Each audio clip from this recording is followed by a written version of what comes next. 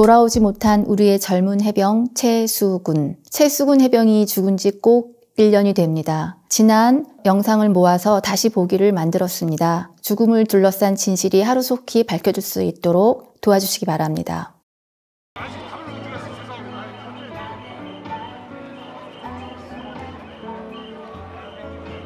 여기는 최수군 해병의 특검을 요구하는 야당과 시민단체 연합회 장소입니다. 메디치 미디어 유튜브가 현장을 찾아왔습니다. 함께 가보시죠. 앞으로 가요?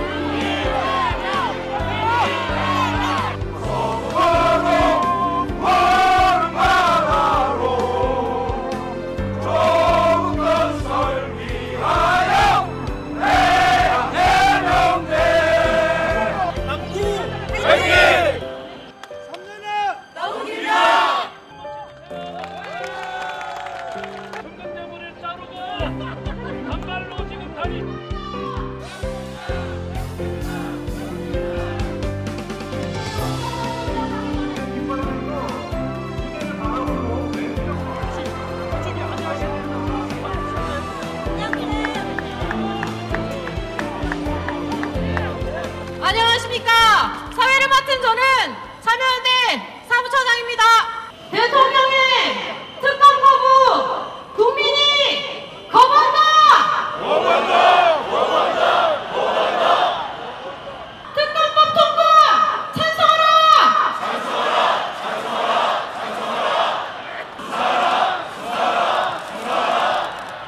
예. 왜 해병대는 말을 하면 안 되느냐? 그래! 그 수사회함에 맞서 싸운 말 안 듣는 해병대들 오늘 여기 다 모였습니다! 반갑습니다! 윤석열 대통령이 자기 방송을 덮기 위해 특검법을 도입했습니다. 헌법의 소자인 대통령이 헌법을 파괴하고 진실을 은폐했습니다. 진실과 이런 녹음 파일까지 확보했습니다! 이들 진실이 나타나는 건 수사 결과를 더 지켜보자는 말입니다. 여러분 더 기다려야 합니까?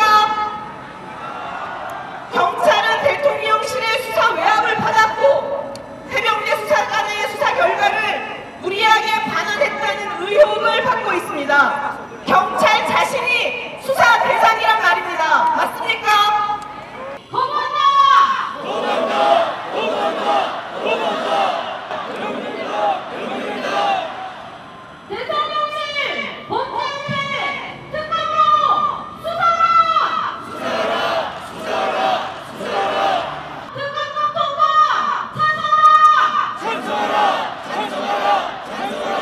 마지막으로 경고합니다. 5월 28일 세일병 특검법 반드시 통과시킵시다!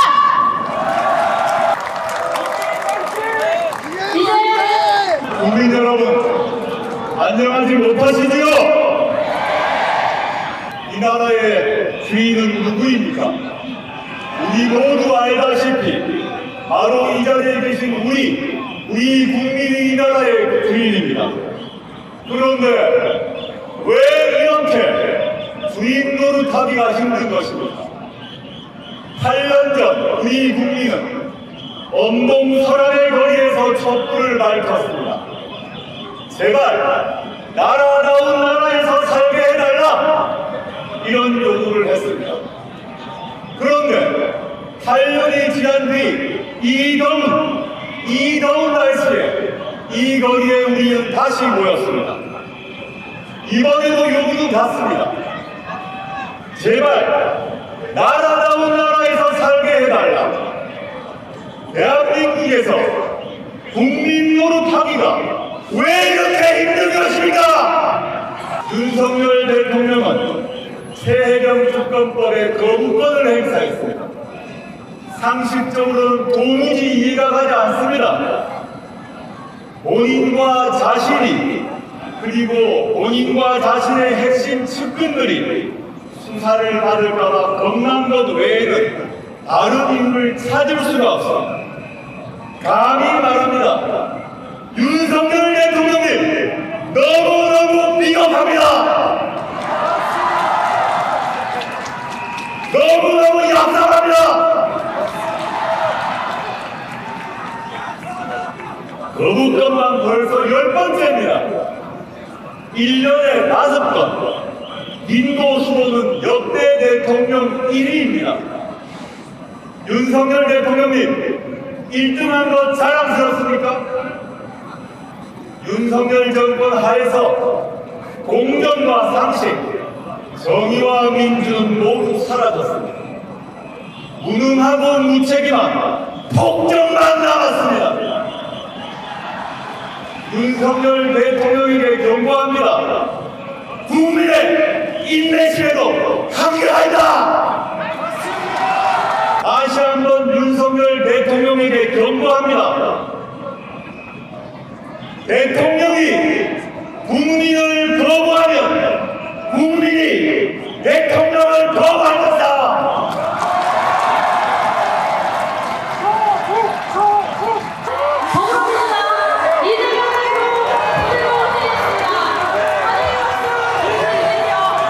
존경하는 국민 여러분, 견딜만 하십니까?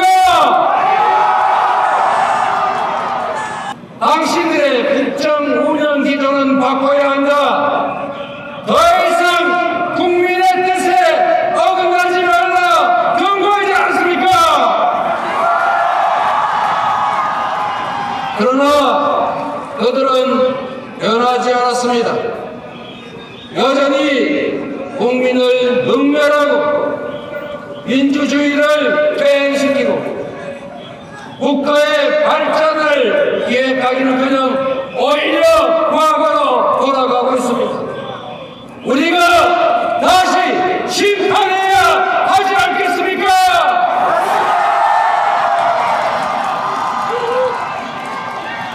대통령이 행사하는 거부권이든 무엇이든 그 권력은 대체 누구의 것입니까?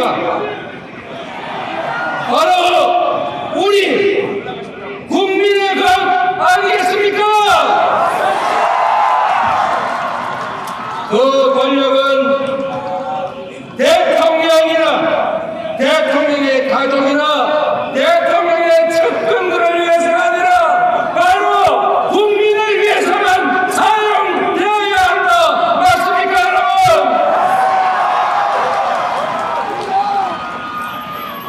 대통령이 국회 입법권을 무시하고 상식을 위배하면 바로 그 권력의 주체인 우리 국민들이 대통령을 심판해야 하지 않겠습니까?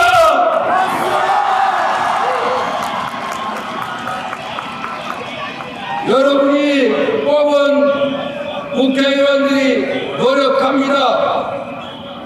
국회의 입법을 대통령이 거부합니다. 대통령의 권력은 바로 국민으로부터 온 것이기 때문에 부당한 대통령의 거부권 행사를 우리 국민들이 힘으로 거부해야 하지 않겠습니까?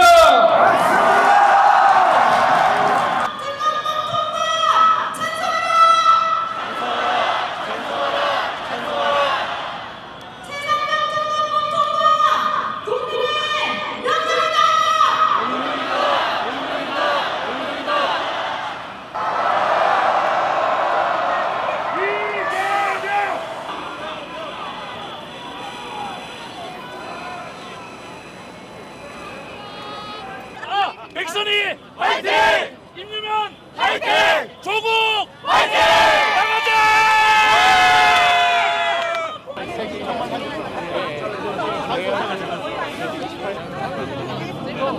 근데 처음에 나온 전에 한 번도 없고 말씀드리니까 한 가는데 3개 있어요, 제가.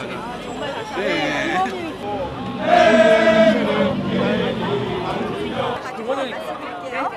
만났으면 좋겠습니다. 안녕하세요. 리더가 밴드가 너무 반갑네. 메디치 화이팅! 하나, 둘, 셋!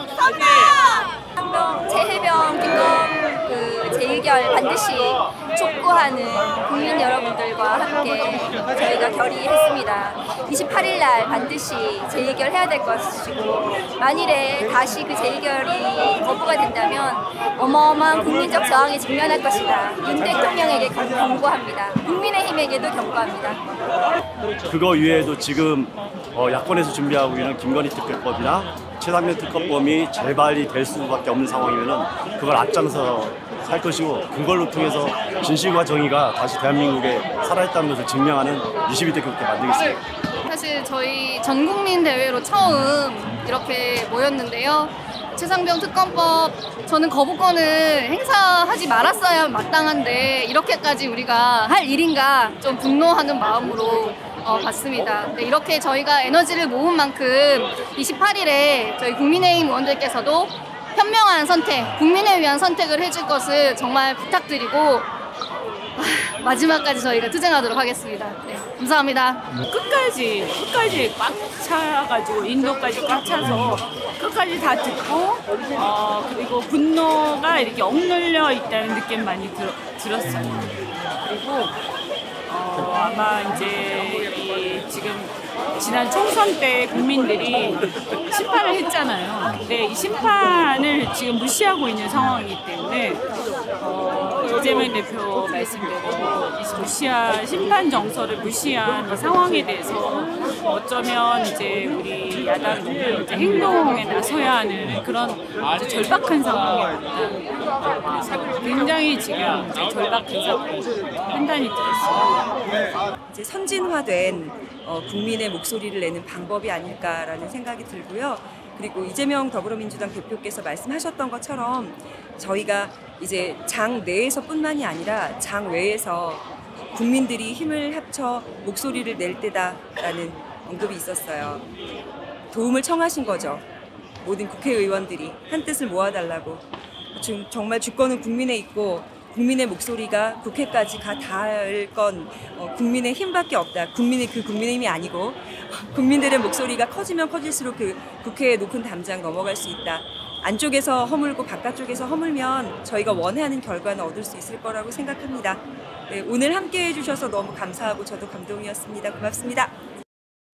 이번 28일에 국회에서 재의결을 합니다. 그래서 거기에서 반드시 거부권을 거부하는 그래서 특검법을 재의결해서 통과시키는 그런 결연한 의지를 다졌고, 만에 하나 이번 21대 국회에 통과되지 않으면 22대 국회에 다시 재발의를 해서 반드시 특검법을 통과시키고 아울러 국정조사까지 해서 이 사건의 명백한 진상을 규명해야 한다, 이렇게 생각합니다. 만약에 윤석열 대통령이 이러한 국민들의 그 열기를 무시하고 계속 이렇게 폭주하면은 반드시 국민들의 심판이 있을 거다, 그렇게 생각합니다. 네. 이길정 임세론 화이팅! 네. 정말 야7당과 전국의 모든 시민단체와 또 그동안 촛불 집회를 했던 촛불행동, 또 이채 양명주 시민연대, 그 곳곳 투쟁했던 모든 분들이 다 모인 거잖아요. 2016년 박근혜 퇴진 비상국민행동 초창기랑 비슷합니다. 분위기가 매우 좋고요. 서울역에서부터 숭례문까지 가득 찼으니까 아마 인원도 최소 30-40만 명 정도 결집한 것 같고, 제가 인원 전문가인데 4번 출구가 봉쇄가 되고 5번 출구도 봉쇄가 됐어요. 그죠? 어마어마한 사람들이 많이 온 거거든요. 근데 이제 야7당이 오늘 하고 쉬면 안 됩니다. 28일 날 재의결에 정말 다시 한번 27, 28 이틀간 올인을 하고, 재의결되면 그 여파로 수사해서 탄핵과 퇴진으로, 재의결이 부결되면 더 큰 국민들의 분노로 2차 집회, 3차 집회에서 2010년 시즌2를 해야 된다, 이렇게 호소드리고 있습니다. 예. 지금 또 시민들은 숭례문 집회가 있어서 제 민생경영사 임센식당은 또 그쪽으로 하고 있습니다. 임센식당 TV 깃발인데 임센식당 주인장은 지금 도망가고 쑥스러워서 그러고 있습니다. 세상 일이 참 재밌죠. 예. 감사합니다.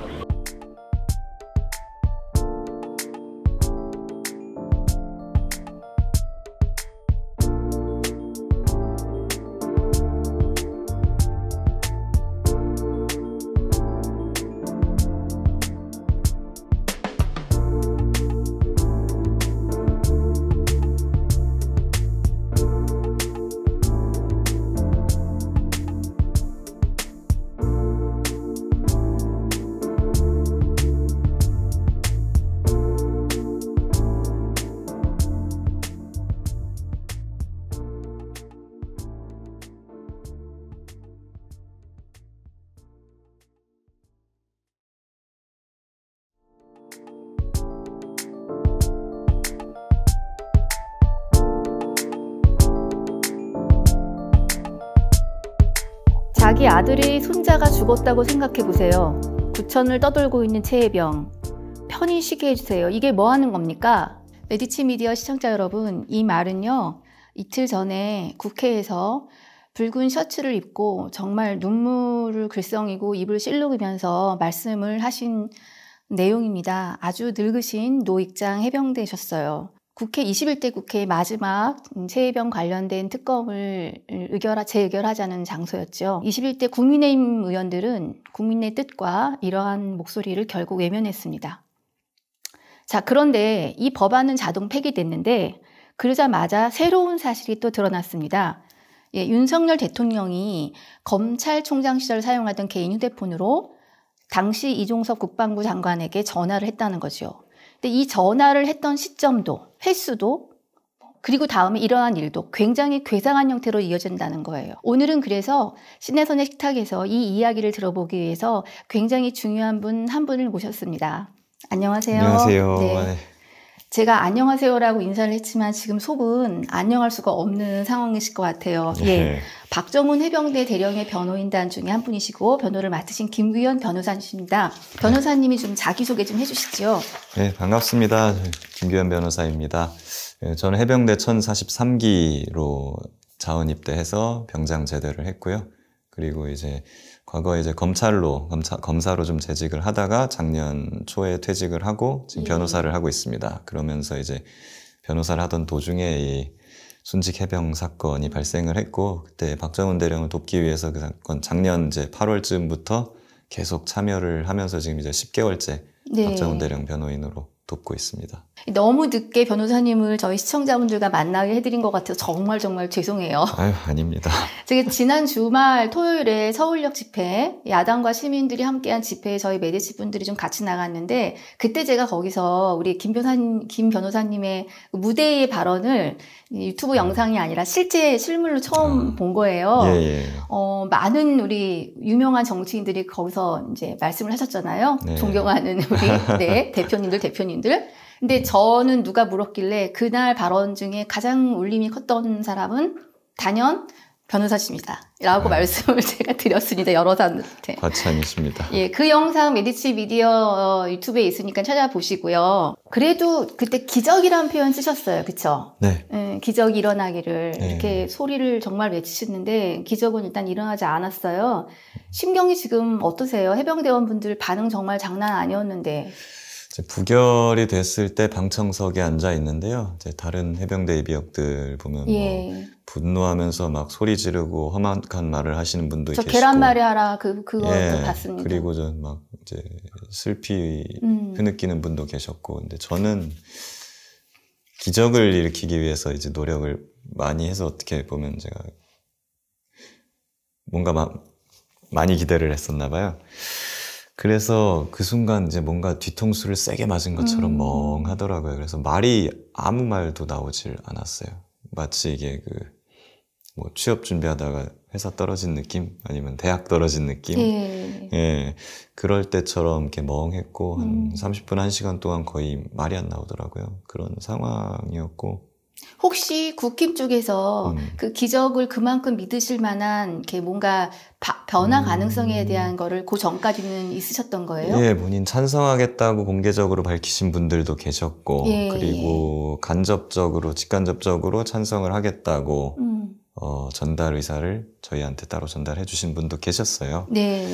그런데 그분들이 거의 다였던 것 같고, 그나마도 그 중에 무효표도 있었던 것 같고, 그러니까 결국 우리나라의 어떤 대한민국 국회의 수준이 이것밖에 되지 않는가. 국회의원은 양심에 따라서 우선적으로 표결을 하도록 되어 있는데 결국에는 이게 국민의 힘이 아니고 용산의 힘이었다.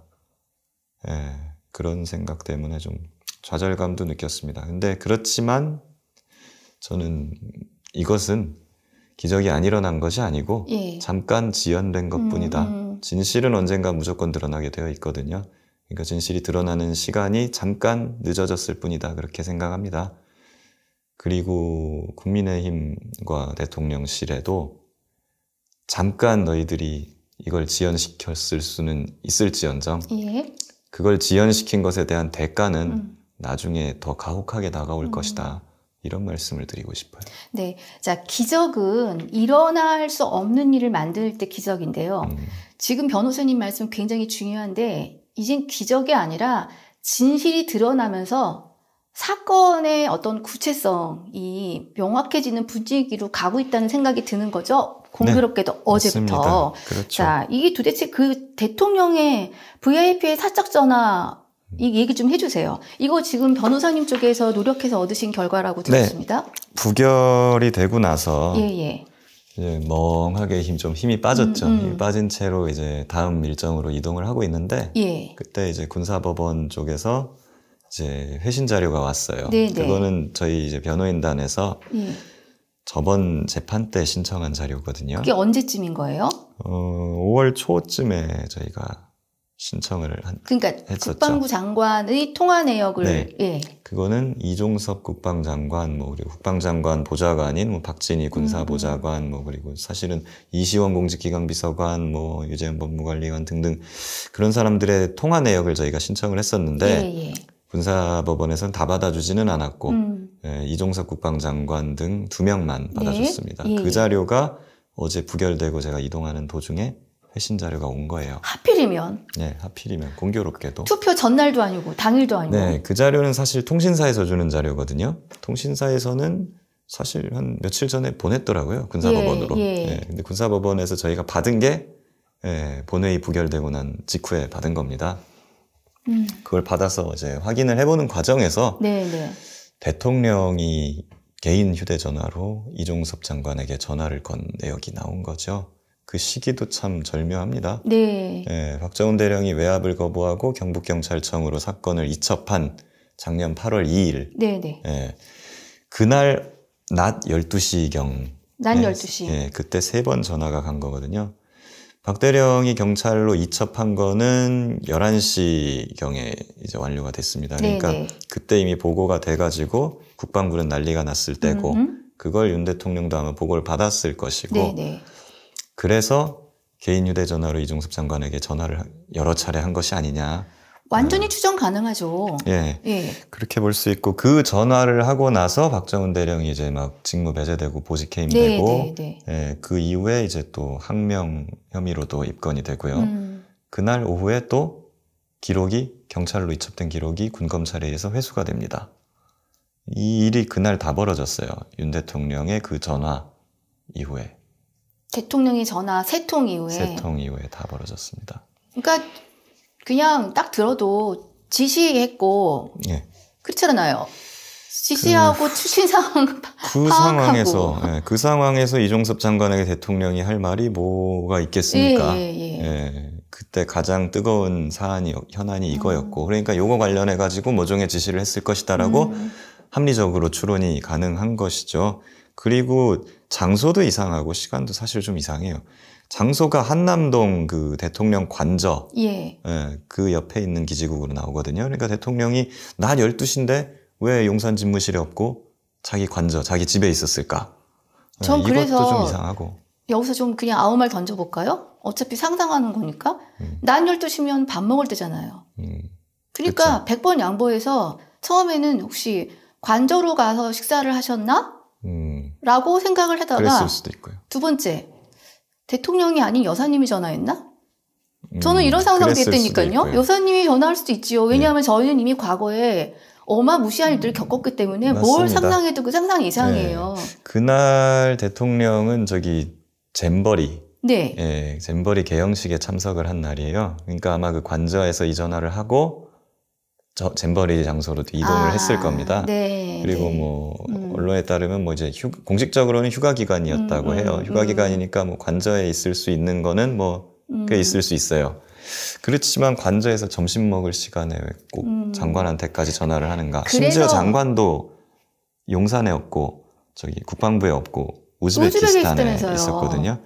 뭐가 그렇게 급하게 잼버리. 그렇게까지 하는가. 그래서 어저께 국힘 쪽에 의견을 하면서 국힘은 아직은 모든 걸 추론하지 말고 뭐 수사 결과를 공수처 결과를 보자 이러면서 일상적인 공무와 관련된 이야기를 했을 거다. 예를 들면 잼버리와 관련된 얘기를 저도 왜 잼버리가 튀어나나 했더니 그 길로 가는 있으니 딱 그거 하나를 지금 예를 잡아갖고서는 설명을 하는 시나리오가 나왔습니다. 그렇죠. 근데 잼버리와 관련되는데 이종섭 장관은 잼버리와 무슨 관련이 있습니까? 거기다가 우즈벡에 나가 있는 분한테 네. 뭐 그날 그렇죠. 군인들이 동원됐나요? 네. 잼버리에? 그리고 우즈벡은 그때 새벽 아침 그때쯤이에요. 그러니까 이종섭 장관이 그때 일어나지도 않았을 상황이었을 수도 있으니까 자는 사람 깨운 걸 수도 있어요. 이게 전화로. 그러니까 이렇게까지 무리하게 하는 게 그냥 누가 봐도 그 2일날 벌어진 결과들이 사실은 굉장히 의미가 중요한 일들이란 말이에요. 수사단장이 발표한 수사 결과 보고서를 이첩을 시켰는데 그게 회수가 되고 세상에 수사를 맡았던 분은 항명죄로 이게 죄인이 돼버리고. 그렇죠. 그런 와중에서의 대통령과 장관이 통화를 했다. 그러면은 이거는 그냥 모르는 사람이 들어도. 예, 그러니까요. 이게 참 이상한. 혹시 그리고 또 밝혀진 게 있습니까? 그리고 저희 분석을 해보다 보니까 윤 대통령이 8월 2일에도 전화를 3번 하는데 8월 8일에도 전화를 합니다. 8월 8일. 네, 좀 지나서요. 그날은 또 혹시 그날은 어떤 날이냐면 그 전날이에요. 8월 9일에 이첩된 그거를 수사 기록을 찾아오지 않습니까? 그 회수된 기록을 국방부 조사본부에서 재검토하라는 지시를 이종섭 국방장관이 합니다. 9일날 그 전날이에요.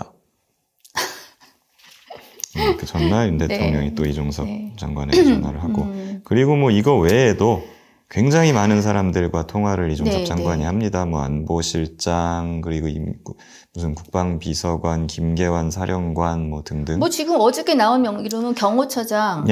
그 다음에 행안부 장관. 그리고 총리 이름도 나왔어요. 한덕수 국무총리도 나오고요. 그러니까 뭐 어떻게 보면 요거가 관련이 없어 보이는 인물들이지만 대통령과 굉장히 가까운 인물들하고 통화를 하고 지금 언론 보도에 따르면 실명은 아직까지 안 나왔는데 그 기역 모 씨라고 그 대통령의 사법연수원 동기 뭐 이런 식으로 굉장히 가까운 사이라고 알려져 있습니다. 근데 그분은 민간인 신분이에요. 전직 군인이긴 하지만 그분도 이종섭 장관에게 통화를 한 거의 총동원됐습니다. 그 조국혁신당의 김보엽 대변인이 이렇게 말을 하더라고요. 이 정도면 내각의 전체가 움직인 거라고. 일사불란하게. 그렇죠. 이렇게 일사불란하고 신속하게 거의 여러 부처를 동시에 움직일 수 있는 사람은 대통령밖에 없죠. 자, 그러면 우리가 합리적 의심에 해당 부분은 대통령의 경로와 지시가 있었느냐 막 이런 거였는데 수사 외압의 가능성이 조금 더 높아졌다. 예. 기존의 대통령 경로설이 나왔을 때는 뭐 다들 이제 정부 여당이나 이런 데서는 극구 부인하고 박대령이 망상이라고 그렇게까지 치부했었는데요. 경로설을 나도 들었다 하는 사람 진술들이 나오고 있고 심지어 이제 관련된 녹취록까지 공수처가 확보했다는 얘기가 나왔습니다. 그러니까 경로를 했다는 사실은 이제 거의 기정사실화 돼가는 것 같고요. 이제 그럼 경로를 하면서 무슨 지시를 했는가 이걸 이제 밝혀야 되는 단계인 거죠. 그렇기 때문에 이제 수사 외압도 같이 내려왔을 가능성이 좀 굉장히 높다고 봅니다. 자, 변호사님 죄송해요. 검사하셨잖아요. 이 정도 사안이면 검사들은 바로 압수수색 영장 들어가지 않습니까? 당연하죠. 이 정도면은 대통령 휴대전화 내역이라든가 휴대폰 그 자체라든가 이런 거에 대해서도 당연히 압수수색을 해야 되는 겁니다. 맨날 이제 검찰총장이나 뭐 이런 높은 사람들이 법과 원칙에 따라서 수사하겠습니다 이렇게 하잖아요. 법과 원칙에 따르자면 당연히. 저 가끔 그 맛에 검사하시는 것 같다는 생각을 했던 일반인 중에 한 명이었어요. 아니 그런데 지금 공수처는 그래서 뭐 하나요? 그러니까요. 공수처가 제가 좀 선뜻 이해가 안 가는 부분도 있고 한데 공수처는 이 자료를 사실 굉장히 예전에 확보했을 겁니다. 이 통신수사는 수사의 가장 초기 단계에 이루어지는 것이고 기본이에요. 그렇기 때문에 공수처는 저희가 이걸 확보하기 보다 한참 전에 이걸 이미 확보했을 것이라 정상적인 수사를 했다면 그럼 예전에 확보했을 것으로 보이고 대통령 전화 내역도 확인했을 겁니다. 그런데 왜 그 이후에 뭔가 대통령실에 대한 압수수색이라든가 뭐 그런 것들이 없었는가? 이것도 합리적으로 추론해 봐주세요. 그럼 당시 공수처 분위기는 어떤 거예요? 그거는 합리적으로 추론을 해보자면 크게 3개인데요. 예. 예.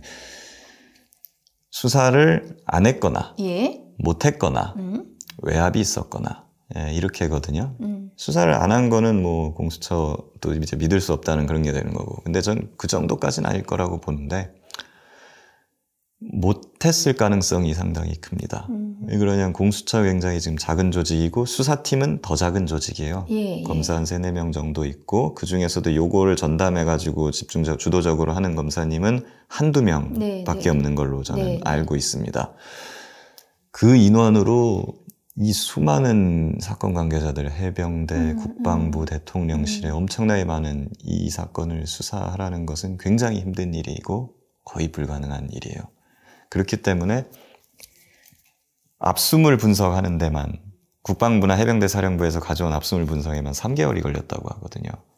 그러니까 얼마나 혼자서 그걸 많은 자료를 받겠어요. 그러니까 그걸 보다가 이걸 못 봤을 수도 있고 봤지만 여력이 없어서 못했을 수도 있는 겁니다.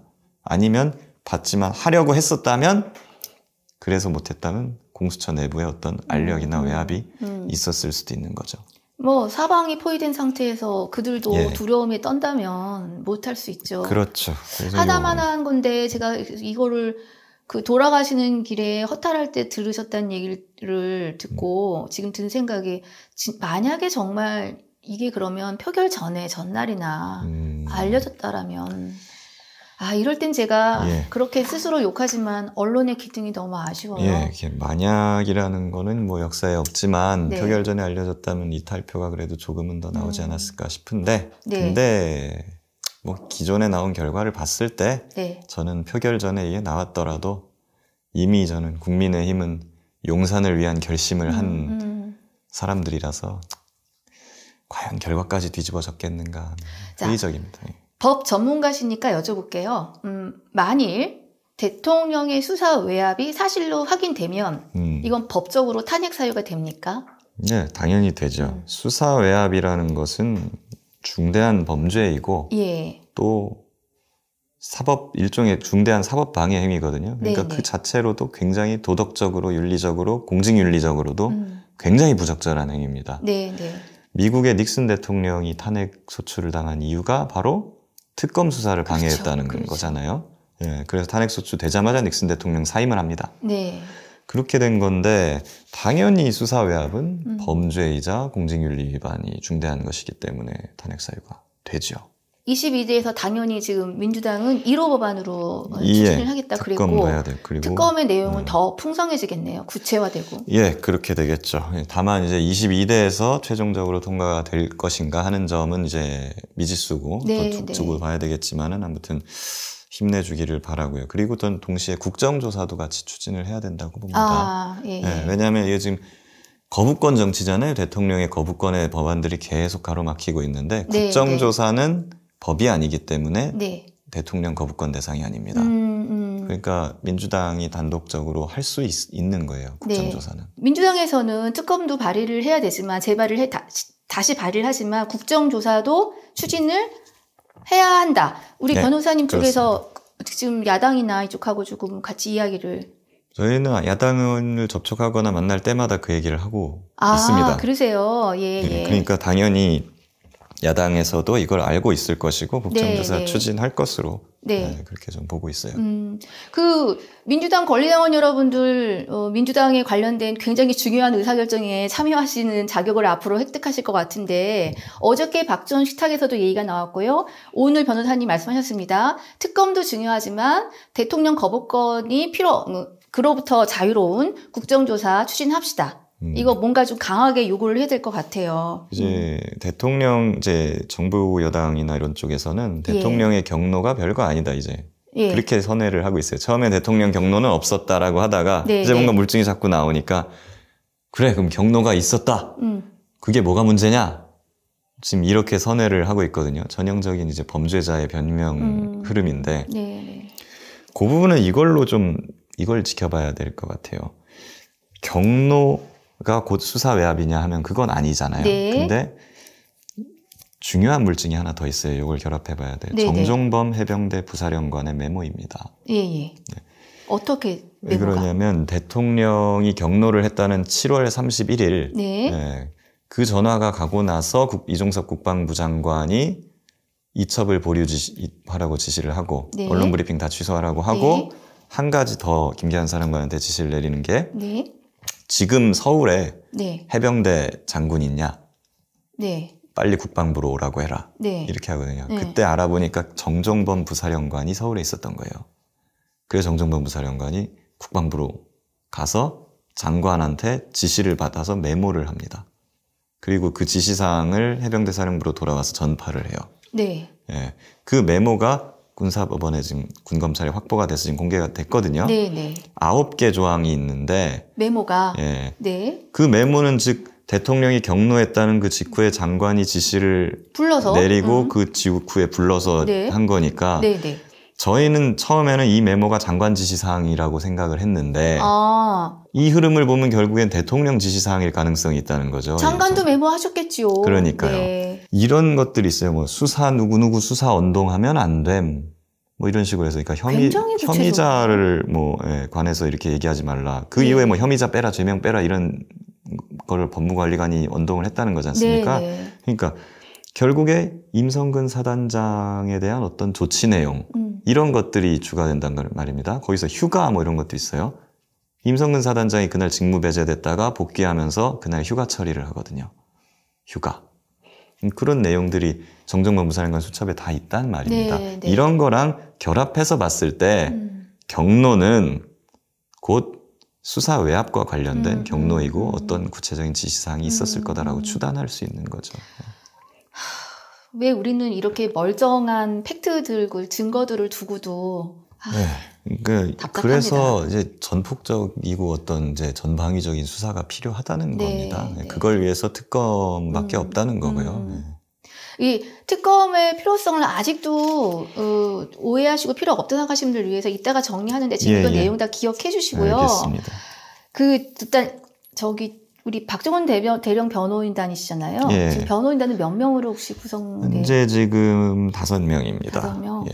어떻게 지내세요? 이분이 일단 신분은 공무원인 거잖아요. 그렇죠. 군인 박정원 공무원? 대령은 군인이고 예. 현직 군인이고요. 수사단장에서 보직 해임이 됐으니까 현재 지금 보직은 없습니다. 직책 없는 군인 대령이고요. 그리고 군사 재판을 받고 계시는 그리고 거예요? 군사 재판을 받고 있고 지금 이제 4차 공판까지 진행이 됐죠. 그래서 지금 근데 어쨌든 현역 군인이기 때문에 출근은 해야 됩니다. 직책이 없지만. 하세요? 그래서 해병대 사령부로 출근은 하는데 해병대 사령부가 어디 있죠? 수원 화성 쪽에 있습니다. 거기로 출근을 하면은 사무실이 그냥 외딴 곳에 별도의 그냥 사무실을 하나 둬가지고 거기 혼자 출근을 하세요. 거기는 사람이 아무도 없어요. 무슨 일로 보직이 이렇게 돼서 감사받던 어느 공무원 가면 자리에 없기 때문에 다른 사무실 이렇게 의자에 앉아 계시다가 돌아온다는 얘기 들은 거 있어요. 그런 거 있잖아요. 뭐 공무원이든 회사에서도 뭐 보직 해임되고 징계받고 하면은 그냥 뭐 책상은 책상 다 빼고 뭐 다른 뭐 독방 같은 곳에다가 의자 하나 놓고 그냥 앉아 있고 거의 그런 상황이라고 해요. 여기는 책상은 있지만 뭐 인터넷도 안 되고. 박정원 대령은 몇 년을 지금 이렇게 군에 복무하신 거죠? 여기로 거의 30년 가까이 지금 해오고 계십니다. 수사단장을 뭐 손들고 하신 거 아닐 거 아니에요? 예, 그렇죠. 그리고 해병대는 그 군사경찰 옛날에 헌병이었죠. 해병대 군사경찰은 장군 보직이 없어요. 예. 그렇기 때문에 대령이 끝입니다. 박정훈 대령은 해병대 군사경찰로서는 지금 가장 높은 자리에 지금 올라온 사람이고요. 그렇기 때문에 2026년이면은 이제 전역을 하는 그 예정이 되어 있습니다. 그렇기 때문에 이분은 진짜 사심이 없어요. 더 이상 올라갈 데도 없고. 그렇기 때문에 이분은 진짜 그래서 법과 원칙대로 이렇게 외압에 굴하지 않고 할 수 있었던 것이기도 하다. 저는 그렇게 생각을 합니다. 가장 최근에 혹시 나누신 대화, 특히 부결된 이후에 아마 얘기하셨을 것 같은데. 진짜 뭐 모두가 이제 실망스럽고 참 안타깝고 그러죠. 그렇지만은 뭐 이분도 이제 처음에는 보직 해임되고 많이 힘드시고 했겠지만 그래도 꿋꿋하게 잘 버티고 계십니다. 진실은 언젠가 드러나고 있고 마음이 지금 불편한 것은 진실을 자꾸 은폐하고 거짓말을 하고 있는 뭐 해병대 사령관이나 국방부 장관 이런 사람들이 마음이 불편할 것이지 당신은 지금 사실대로 그냥 진실을 계속 얘기해오고 있기 때문에 고초를 겪고 있지만 적어도 마음은 편하다. 그러니까 그냥 조금 더 열심히 버텨보자.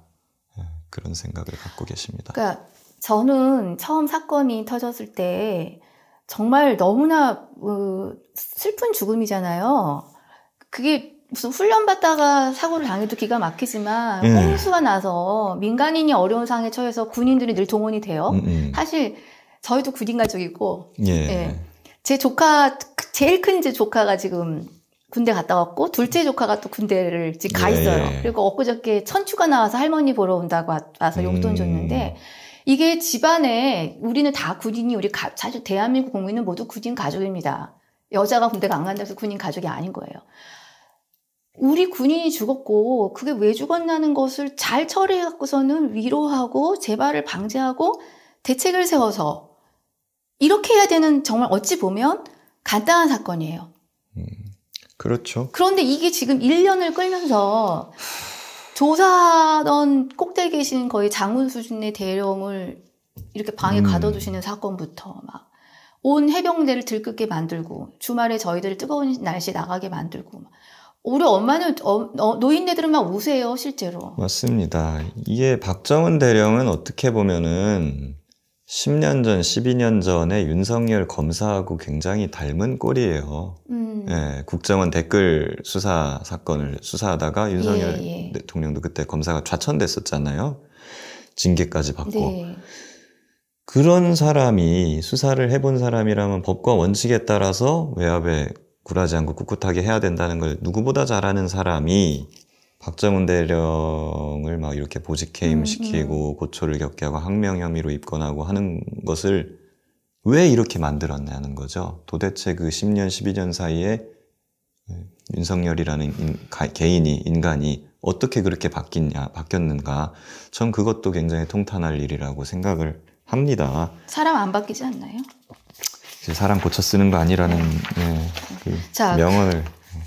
우리 변호사님은 어떻게 하다가 이 사건을 마치게 됐어요? 예, 저는 이 사건 처음 터졌을 때부터 이제 최해병 순직 뉴스를 접하고 해병대 예비역들이 막 모금도 하고 그랬습니다. 그러다 박정은 대령이 보직해임되고 항명으로 몰렸다. 이런 뉴스를 보고 나서 뭔가 좀 이건 이상하다. 예, 그랬어요. 그 전까지는 뭔가 막 사단장까지 이렇게 혐의의 수사 대상의 혐의에 놓고 수사를 한다고 이렇게 하길래 군이 뭔가 바뀌었나 보다. 과거에는 이렇게 덮으려고 하더니 그렇죠. 책임지는 모습. 이번에는 정말 해병대 열심히 하는구나 그런 생각을 했거든요. 근데 갑자기 항명으로 막 이렇게 되는 거고 역시나 군대가 그렇지 뭐 이러면서 그래도 소신 있게 수사한 박정은 대령 도와줘야겠다. 이렇게 생각해서 저도 광화문이랑 용산이랑 이런 데 집회를 나갔어요. 8월달, 9월달에. 거기서 많은 이제 뜻을 같이 하는 동료들을 만나서 여기까지 오게 된 거죠. 그때 이제 박정은 대령과도 통화를 하고 하면서 제가 도와드리겠다. 네, 그렇게 하면서 이렇게. 아까 제목이 왔습니다. 항명죄. 군대에서 군인에게 항명은 그야말로 뭐 그 자리에서 옛날로 치면 목을 쳐도 근데 그 전에 기사를 보는데 집단 항명 수괴 혐의를 적용하려고 했다는 얘기도 들었어요. 맞습니다. 항명 앞에 앞뒤로 뭐가 붙었어요. 집단 항명 수괴. 수괴는 우리 옛날에 무슨 괴뢰 정권의 김일성 그러니까요. 그런 건데 집단 이 용어가 있어요? 있어요. 그 법에 써 있습니다. 그러니까 그냥 단순 항명죄가 있고 집단 항명죄가 있고요. 그러니까 혼자 하면 항명이고 여럿이서 같이 하면 집단 항명이고 그 여럿이서 했을 때 거기에 리더 주도했어요. 이 사람은 집단 항명 수괴. 집단 항명 수괴는 전시의 적전 앞에서는 법정형이 사형만 있어요. 무조건 사형이에요. 무기징역도 없습니다. 그런 무시무시한 죄명을 이게 적용을 하려고 했었다는 거예요. 그럼 지금 집단이라고 하면 우리 대령님 말고도 그게 그 사실을 이거는 저의 추측인데 처음에는 이제 해병대 수사단을 집단 항명으로 몰려고 했던 것 같습니다. 그렇게 보도가 나왔었어요. 해병 수사단 전체를 이렇게 하려고 했었던 것 같은데 지금 와서 다시 생각해 보면 저는 그게 아니고 해병대 전체를 집단 항명으로 몰려고 했었던 것 같아요. 네? 왜 그러냐면 그 대통령 경로설이 나오고 예. 이종석 국방장관이 항명 수사를 군검찰에 지시를 했다 하거든요. 예. 군검찰이 해병대 사령부로 쳐들어가고 사령관을 막 조사를 합니다. 그리고 막 검찰단장이 사령관하고 면담도 해요. 그러니까 군검찰은 제가 보기에는 국방부 장관 분명히 이첩하지 말라 그랬는데 해병대가 이첩했다는 보고를 받았지 않습니까? 예, 그럼 해병대 이놈들이 이랬을 거라는 거죠. 그러니까 군검찰은 해병대 사령관부터 일단 들어가기 시작하는 거예요. 그러면서 해병대 사령관 뭐 휴대폰, 뭐 텔레그램 내역 막 이런 거를 입수를 확보를 해놔요. 군검찰이. 그리고 네. 김계환 사령관의 수첩까지 네. 확보를 하는 건데 그 수첩, 그때 군검찰이 확보한 텔레그램 메모나 이런 거 그게 지금 어떻게 보면 저희 변호인단 박정훈 대령한테 유리한 요소로 작용을 하고 있는 거예요. 네. 군검찰이 불리한 요소로 예. 작용을 하고. 왜 그랬냐. 군검찰은 이게 불리한, 자기들한테 불리한 자료인데 왜 이거를 초반에 확보해서 남겨놨느냐. 그게 저는 의문이 풀리지 않더라고요. 근데 이렇게 해보면 의문이 풀려요. 집단 항명 수괴는 박정훈 대령이 아니라 김계환 사령관이었던 거예요. 처음에. 네. 김계환 사령관의 수첩 확보한 거, 텔레그램 확보한 메모를 보면 이렇게 말을 합니다. 이첩이 언제입니까? 라고 국방부에서 물어보는데 예. 예정된 것은 내일 8월 2일이다. 네. 국방장관은 그때 이첩하지 말라 그랬거든요. 네. 근데 김계환 사령관이 8월 2일 이첩 예정이다 이렇게 얘기해요. 그리고 수첩에 보면 장관님 제가 내일 책임지고 이첩 이런 문구가 써 있어요. 김계환 사령관의 수첩에. 그래놓고 그거 막 이렇게 지운 흔적이 있어요. 이건 뭐냐면 김계환 사령관조차도 네.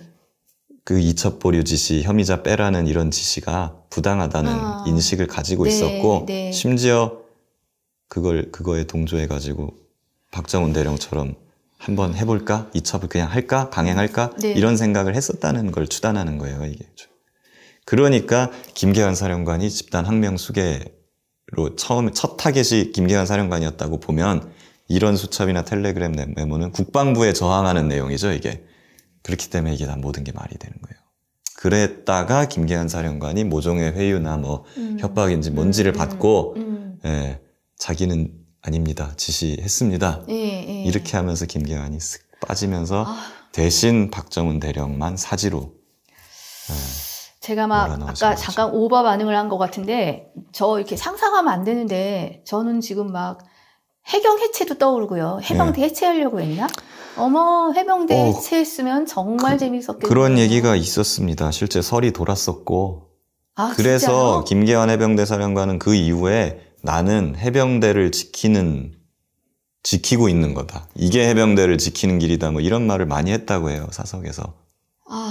그러니까 지금 아마 김계환 사령관은 그때 만약에 내가 항명수괴로 이렇게 되고 뭐 이렇게 됐으면 해병대가 해체됐을 수도 있다. 이런 생각을 하는 것 같아요. 아니 지금 듣는 저도 그게 좀 떠오르는 걸요. 근데 해병대 해체를 막기 위해서 김계환 사령관이 자기는 빠지고 부하를 그렇게 사지로 몰아넣었다? 그건 말이 안 되는 거죠. 그건 해병대는 그런 식으로 지키는 게 아닙니다. 네. 예. 해병대 사령부 해체된 적 있거든요, 과거에. 네. 박정희 대통령 때 해체돼서 그냥 해군에 배속된 적이 있다가 한 10년 이후에 다시 부활한 거거든요. 그때도 해병대 예비역들은 꿋꿋하게 버텼어요, 해병대들. 우리는 해병대다 하면서 그렇게 어려운 시절을 보냈는데 옳은 일을 하다가 해체된다면 그것이 뭐가 부끄러운 일입니까? 오히려 당당한 거죠. 예. 김계환 해병대 사령관 굉장히 잘못 생각하고 있는 겁니다. 아까 4차 공판 얘기하셨는데 군사재판은 원래 저거가 없잖아요. 그냥 바로 그 뭐라 그러죠? 법 체계에서 1심으로 그냥 끝난다고. 그거는 전시에만 그렇고요. 지금 평시기 때문에 군사재판 3심까지 갑니다. 갑니까? 근데 이제 1심만 군사재판이고 2심부터는 민간법원으로 가요. 네. 고등법원 그리고 3심이 대법원. 그래서 이 재판은 아마 대법원까지 갈 걸로 예상되고 오래 걸릴 겁니다. 당사자분이 건강이 제일 저는 일단 주변부터 도와주시면 마찬가지인데 이럴 때 정말 많은 분들이 건강을 잃으세요. 예, 맞습니다. 그래서 이거에 대해서 건강을 챙기고 정신 건강까지 다 챙기고 하려면은 많은 분들의 어떤 응원이나 성원이 좀 필요하지 않나 저는 그렇게 생각합니다. 많은 분들 관심 좀 부탁드리겠습니다. 알겠습니다. 오늘 30일이에요. 오늘이 22대 국회가 이제 시작이 되는 날이죠. 네, 예. 됩니다. 자, 최수근 해병 관련 특검법. 사실 이거 저는 이게 특검법 이름이 긴데 이제는 윤석열 대통령 특검법으로 해도 완전히 과장된 거 아니지 않냐는 생각을 제가 어젯밤에 하면서. 예. 자, 아직도 반대하시는 분들 계실 것 같아서 우리 짧은 OX로 제가 우리 변호사님께 여쭙게요. 예. 특검에 관련 OX. 야당이 장악한다. X. 위헌이다. X. 검찰 수사 진행 중 특검은 최초다. X. 브리핑 조항 독소 조항이다. X. 대통령을 타깃으로 한 정치적 특검이다. X. 이거는 세모로 볼 수도 있지만 이제 상황이 그렇게 돼버리고 있지만 예, 일단 그렇죠. X입니다. 예. 이거 사실은 뭐 제가 똑똑히 정리 잘한 게 아니고요. 박주민 의원 28일 마지막 국회에 정말 마이크 꺼져서 목이 터져라 외쳤는데 맞습니다. 제가 그거 듣고선 좀 정리를 한 거예요. 예. 조금 설명을 좀 해주시죠. 뭐 예. 야당이 특검 추천권을 독점했다라는 주장인데 전혀 사실이 아니죠. 왜냐하면 대한변협에서 후보 4명을 추천하게 되어 있습니다. 대한변협은 중립적인 집단이고 보수적 색채가 심지어 있는 집단이고 네. 지도부에 윤 대통령이랑 친한 인사도 굉장히 많아요. 네. 동기들도 많고요. 사법연수원. 거기서 4명을 추천하면 야당이 하는 일은 그거 2명으로 줄이는 일입니다. 2명으로. 네. 그리고 심지어 2명으로 줄이면 그중에 1명을 대통령이 임명을 하는 거예요. 네. 처음부터 대한변협에서 중립적이거나 뭐 어떤 그러한 인사들로 4명을 추천을 해버리면 야당이 할 일은 거의 없어요. 예. 그런 거기 때문에 야당이 추천권 독점한다는 건 굉장히 잘못된 것이고 네. 그리고 이 조항은 드루킹 특검 때도 똑같이 있었어요. 그 당시에 국민의힘 자유한국당이 추천한 허익범 특검 문재인 대통령이 임명했죠. 네. 그때는 아무 말 없었어요. 이거 가지고. 그리고 이 위헌이다. 예. 아니 국회가 정상적으로 통과시킨 법률을 어떻게 위헌이라고 주장을 합니까? 여야 합의가 없었다. 뭐 이런 이유로 지금 위헌 주장의 근거가 뭐예요? 여야 합의? 예, 여야가 합의가 없었다. 뭐 특검에 뭐 수사기간이 안 끝나서 시작됐으니 뭐 보충성 원칙에 반한다. 뭐 이런 건데 과거에 그럼 여야 합의 없이 통과된 법안 다 위헌입니까? 그러면 지금 종편을 낳은 방송법, 네. 그거 뭐 그럼 여야 합의로 통과됐었나요? 그때 난리였잖아요. 난리였죠. 단독 처리되고. 예. 그럼 그거 다 위헌인가요? 그럼 종편 다 없애버려야 되겠네. 예, 말이 안 되는 주장입니다. 수사 진행 중에 특검을 한 것이 유례가 없다 그랬는데 네. 아니에요. 대부분이 수사 도중에 특검이 추진됐고 수사가 다 끝난 다음에 특검이 추진된 거 이해람 특검 하나밖에 없어요. 예. 왜 그러냐면 특검이라는 것은 기존 수사가 끝나고 나서 하는 게 아니고 대통령실 말대로 기존의 수사기관만으로 수사가 공정하게 이루어지지 못할 우려가 있을 때 하는 거예요. 예. 예, 기존의 수사가 공정하지 못할 우려가 있어야 하는 것인데 공정치 못하다는 거잖아요. 기존의 수사기관이. 예. 그런데 그럼 그 수사기관에 공정치 못한 그 수사가 끝나기까지를 다 기다린 다음에 특검을 해야 된다? 말이 앞뒤가 안 맞는 거죠. 지금 공정치 못한 게 계속 증거로 나오고 있어요. 일단 10개월째 예. 수사가 지금 예, 아직도 예. 초기 단계지 않습니까? 말이 안 되는 거예요. 브리핑 조항. 뭐 과거 특검 때도 브리핑 다 했습니다. 그리고 이 조항 다 있었고요. 아니 그러니까요. 그리고 정확하게 법문에 보면은 피의 사실 이외의 수사 과정에 대해서 브리핑할 수 있다 이렇게 돼 있어요. 여전히 피의 사실은 할 수가 없는 거거든요.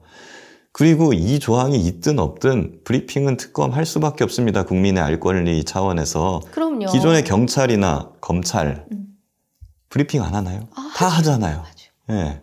정말 생뚱맞아요. 브리핑 할 수 있다는 조항이 뭐 법에 있습니까? 없어요. 그냥 한 거예요. 예. 대통령을 타깃으로 한 정치적 특검이다. 아니죠. 이거 윤 대통령이 후보 시절에 그렇게 말하지 않았나요? 예. 특검을 왜 거부합니까? 죄를 지었으니까 거부하는 겁니다.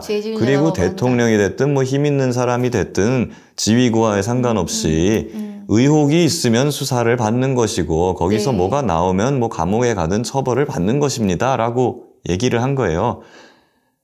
이거는 최혜병의 사망 사건과 그걸 둘러싼 수사 외압 사건에 대해서 수사를 하는 것이고 그 결과 뭐 대통령이나 뭐 이런 사람들이 혐의가 있는 걸로 나오면 처벌을 받으면 되는 것이고 혐의가 없는 걸로 나오면 처벌을 안 받고 명예를 회복하는 거죠. 그럼 오히려 이제 그걸 추진한 야당은 역풍이 불겠죠. 네. 예. 그런 것이기 때문에 이걸 정쟁으로 몰고 가거나 뭐 이렇게 할 이유가 전혀 없는 겁니다. 지금 국민 여론이 67% 정도가 특검 발의 찬성을 하고 계세요. 예. 근데 아직도 저는 그 30%에 반대하시는 분들 보면서 제발 좀 그냥 너무 당연히 지지하니까 하지 마세요. 지지하기 때문에 회초리를 들어야 그분들이 당신의 생각을 전달할 수 있는 정치인이 되는 건데. 자, 근데 이제 5번에서 제가 아까 이거는 대통령을 타깃한 특검이 아니었어요. 그런데 지금 정말 특검 이름을 좀 바꿔버려야 되나 하는 생각이 들 정도로 어저께는 저도 좀 화가 나더라고요. 안 그래도 이제 최혜병 부모님이나 뭐 이런 유가족들이 아직도 슬픔에서 헤어나지 못하고 계십니다. 예, 저도 그걸 잘 아는 게 제 아버지가 제가 5살 때 돌아가셨거든요. 저희 할머니가 거의 1년 넘게 매일 오셨어요. 아들이 죽으면 부모는 그렇게 되는 것 같더라고요. 그래서 아직도 헤어나지 못하고 계시고 뉴스에서 이제 최혜병의 이름이 나올 때마다 너무 슬퍼하신다. 그래서 이제 가급적이면 그 말을 쓰지 말자라고 이제 언급하지 말자라고 저희가 얘기를 막 하고 있는데 그런 차원에서라면 이걸 그냥 대통령 특검으로 바꿔서 부르는 것도 하나의 방법일 수 있다라고 생각이 듭니다. 제1야당인 민주당이 제1호 22대 국회 1호 법안으로 발의를 한다고 약속을 했고요. 대통령과 정부 여당이 1차적인 거는 지금 성공을 했다. 그저께 부결됨으로써.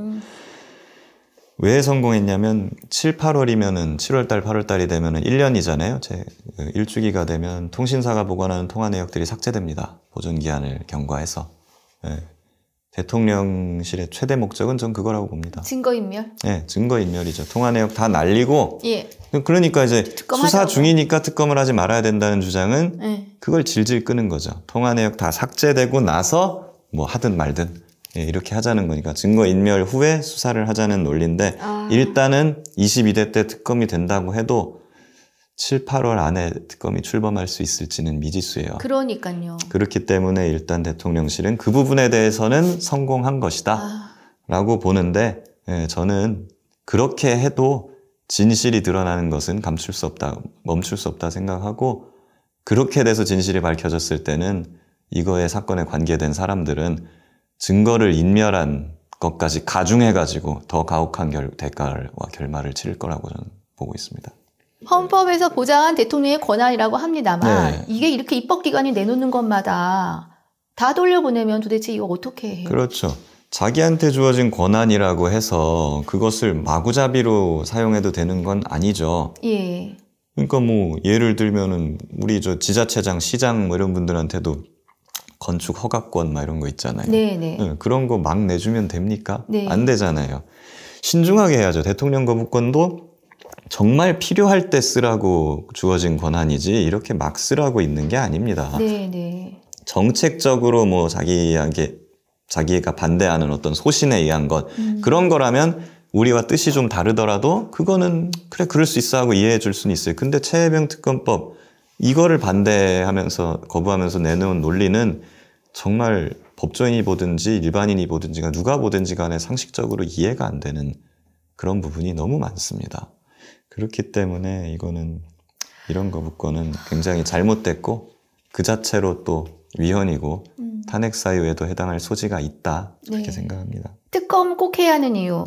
메디치 미디어 시청자분들 다수는 동의하시는 분들일 거라고 저는 믿지만 그래도 아직 동의하시지 않으시는 분들을 위해서 마지막으로 한 말씀 해주세요. 합리적으로 생각을 해주시면 좋을 것 같아요. 저는 이 특검의 필요성을 계속해서 뭐 신통공안 해가지고 신속통합 공정안보 4가지 관점에서 말씀을 드리고 있는데 신속하게 종결을 지어야 됩니다. 공수처나 경찰이 지금 10개월째 수사를 하고 있지만 아직도 초기 단계고 언제 끝날지 모릅니다. 그리고 기소권이 없어서 검찰로 보내서 또 중앙지검에서 수사하고 기소를 해야 되거든요. 그럼 뭐 검찰을 믿을 수 없다는 말도 많은데 어쨌거나 이렇게 가면은 해를 넘길 수 있고 아마 정권 말기까지 계속 수사가 계속될 수도 있어요. 그러면 관련돼서 불필요한 정쟁이 계속 일어나겠죠. 이거는 보수 진영에도 좋지 않은 일이거든요. 특검은 3개월이면 수사와 기소를 다 끝낼 수 있습니다. 그러니까 신속하게 마무리 지을 수 있고 다음 단계로 나아갈 수 있고 그런 관점에서 특검이 필요하고 그리고 이 사건이 공정하게 수사가 되어야 되는 거잖아요. 그렇기 때문에 지금 상황에서 수사기관 조사 결과는 아무도 믿지 않아요.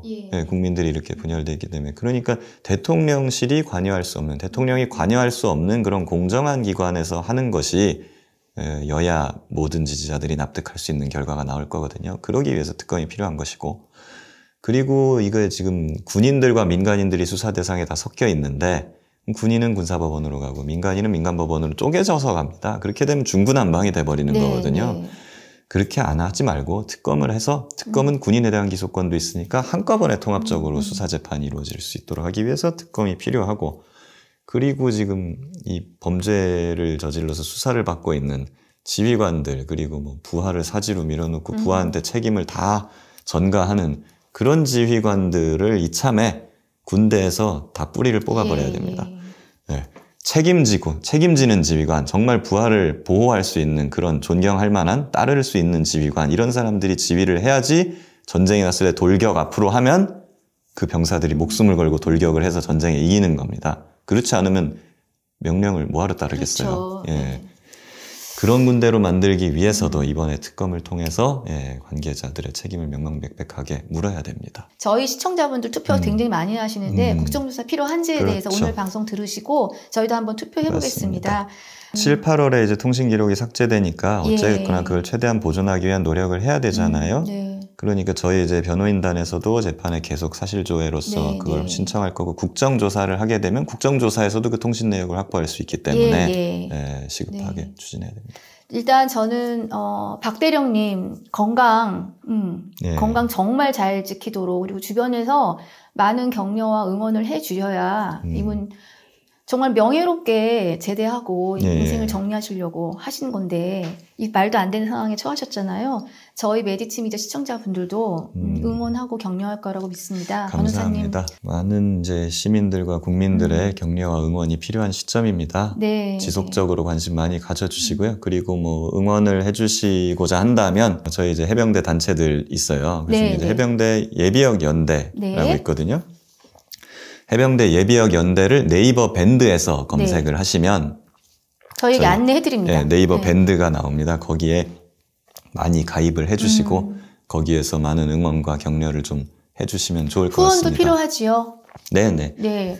금액의 크기가 중요하지 않아요. 작더라도 보태해 주시고요. 뭐 1,000원이라도, 2,000원이라도. 정말 좀 작은 채널에 나가지 않고 큰 데 가서 많은 얘기 하고 싶으실 텐데 시간 쪼개주시고 그러니까 어떤 마이크도 거부하지 않으시고 다 받으시는 것 같아서 일단 너무 감사합니다.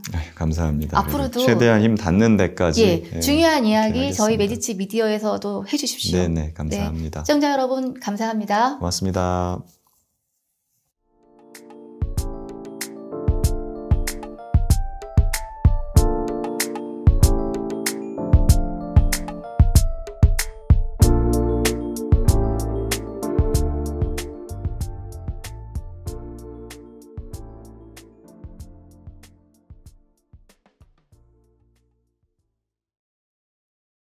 위원장으로서 여러분들에게 피해가 없도록 하기 위해서 다시 한번 증인 선서 여부를 다시 한번 최종 확인하겠습니다.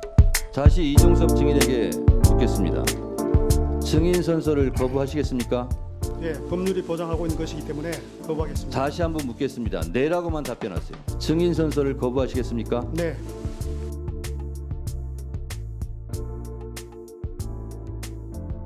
수사관 저희 수사단장님이 형사 입건됐습니다. 휴대폰도 압수당하고 압수수색 다 들어오고 여기도 동시 다 들어와 있는데요. 무슨 근거로 그 사건 기록이 그렇게 가야 되고 왜 경북청에서는 이첩받았다고 정당하게 말을 못하시고 저희 무고한 해병대원 한 명이 죽었습니다. 저희가 부모님 앞에서 맹세를 했습니다. 맹세로 사실관계를 정확하게 밝혀서 그 예방의 목적에 저희도 예방을 못했다면 저희도 처벌받겠다고 했습니다. 저 해병대 906기입니다. 대선배인 거 알고 있습니다. 필승! 메디치 미디어 시청자 여러분, 제가 지금 시작할 때 인사도 안 하고 지금 어떠셨어요? 무슨 시나리오를 들으시는 느낌 아닙니까? 저는 어저께 이 책을 읽는데 혼자서 막 부르부르 떨다가 이거 뭐지 하다가 막 눈물도 나오고 최상병 사건 수사의 진실, 돌아오지 못한 해병. 책이 나왔습니다. 작가이신 우리 구용회 기자님 나오셨습니다. 네, 안녕하세요. CBS 논설위원 맡고 있는 구용회 기자입니다.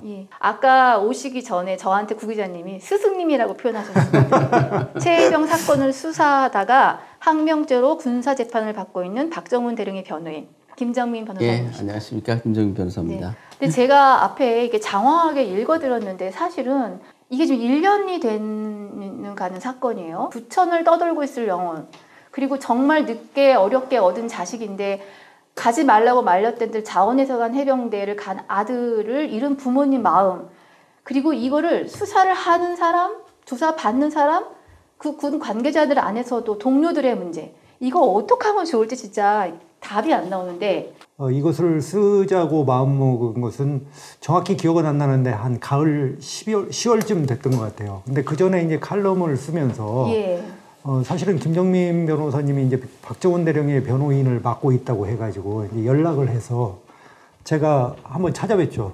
그 사무실로, 변호사 사무실로 가서. 그래서 쭉 설명을 듣다 보니까 이것은 뭔가 좀 기록을 남기지 않으면 안 되겠구나, 이런 생각을 그때 당시 좀 얼핏 했어요. 예, 얼핏. 그리고 그때 저한테 이제 변호사님이 보여주신 게 뭐였냐면 사건 일지라고, 최상병이 이제 7월 19일 날 이제 사고를 당하시잖아요. 그 사실은 이제 7월 15일부터 시작됐죠. 왜냐면은 그 1사단이, 해병 1사단이 이제 예천으로 가는 게 15일부터 시작돼서 그때 당시 항명 사건으로 제 기억에는 아마 구속영장이 기각될 때까지 그 전후까지 사건 일지가 이렇게 쭉 있었어요. 근데 변호사님이 얼마나 꼼꼼하시냐면 그 시간 단위로 이제 날짜에 시간 단위로 이렇게 기록해 놓으시고 거기에다가 또 주석을 붙여놨어요. 그래서 주석은 이제 어떤 거였냐면은 그걸 보면서 그걸 근데 보여주시는 거예요, 저한테. 근데 그 순간에 이걸 그냥 지나가냐 기자가, 이런 생각이 좀 번뜩 떠올랐고요. 아마 그 순간에 좀 책에 대해서 쓰자고 생각을 했던 것 같아요. 정말 정신적 지주이시고 여기 앞에 프롤로그에서 아예 도움이 없었으면 책이 못 나왔다라고 이렇게 감사 인사를 하셨어요. 그래도 어떤 의미다 이 책은? 네, 그러니까 이 박대령님이 했던 멘트가 떠올라요. 어쩜 이제 내 마음을 이렇게 잘 표현했느냐. 꼭 내 마음을, 나도 모르는 내 마음을 읽었다. 그러니까 이게 글의 힘이 아닌가. 뭔가 또 글은 글 나름대로의 힘이 있지 않습니까? 영상이나 이런 거하고 또 달라요. 뭔가 그 활자화되어 있는 그 힘, 여기에 정말 진실이 더 도드라지지 않느냐.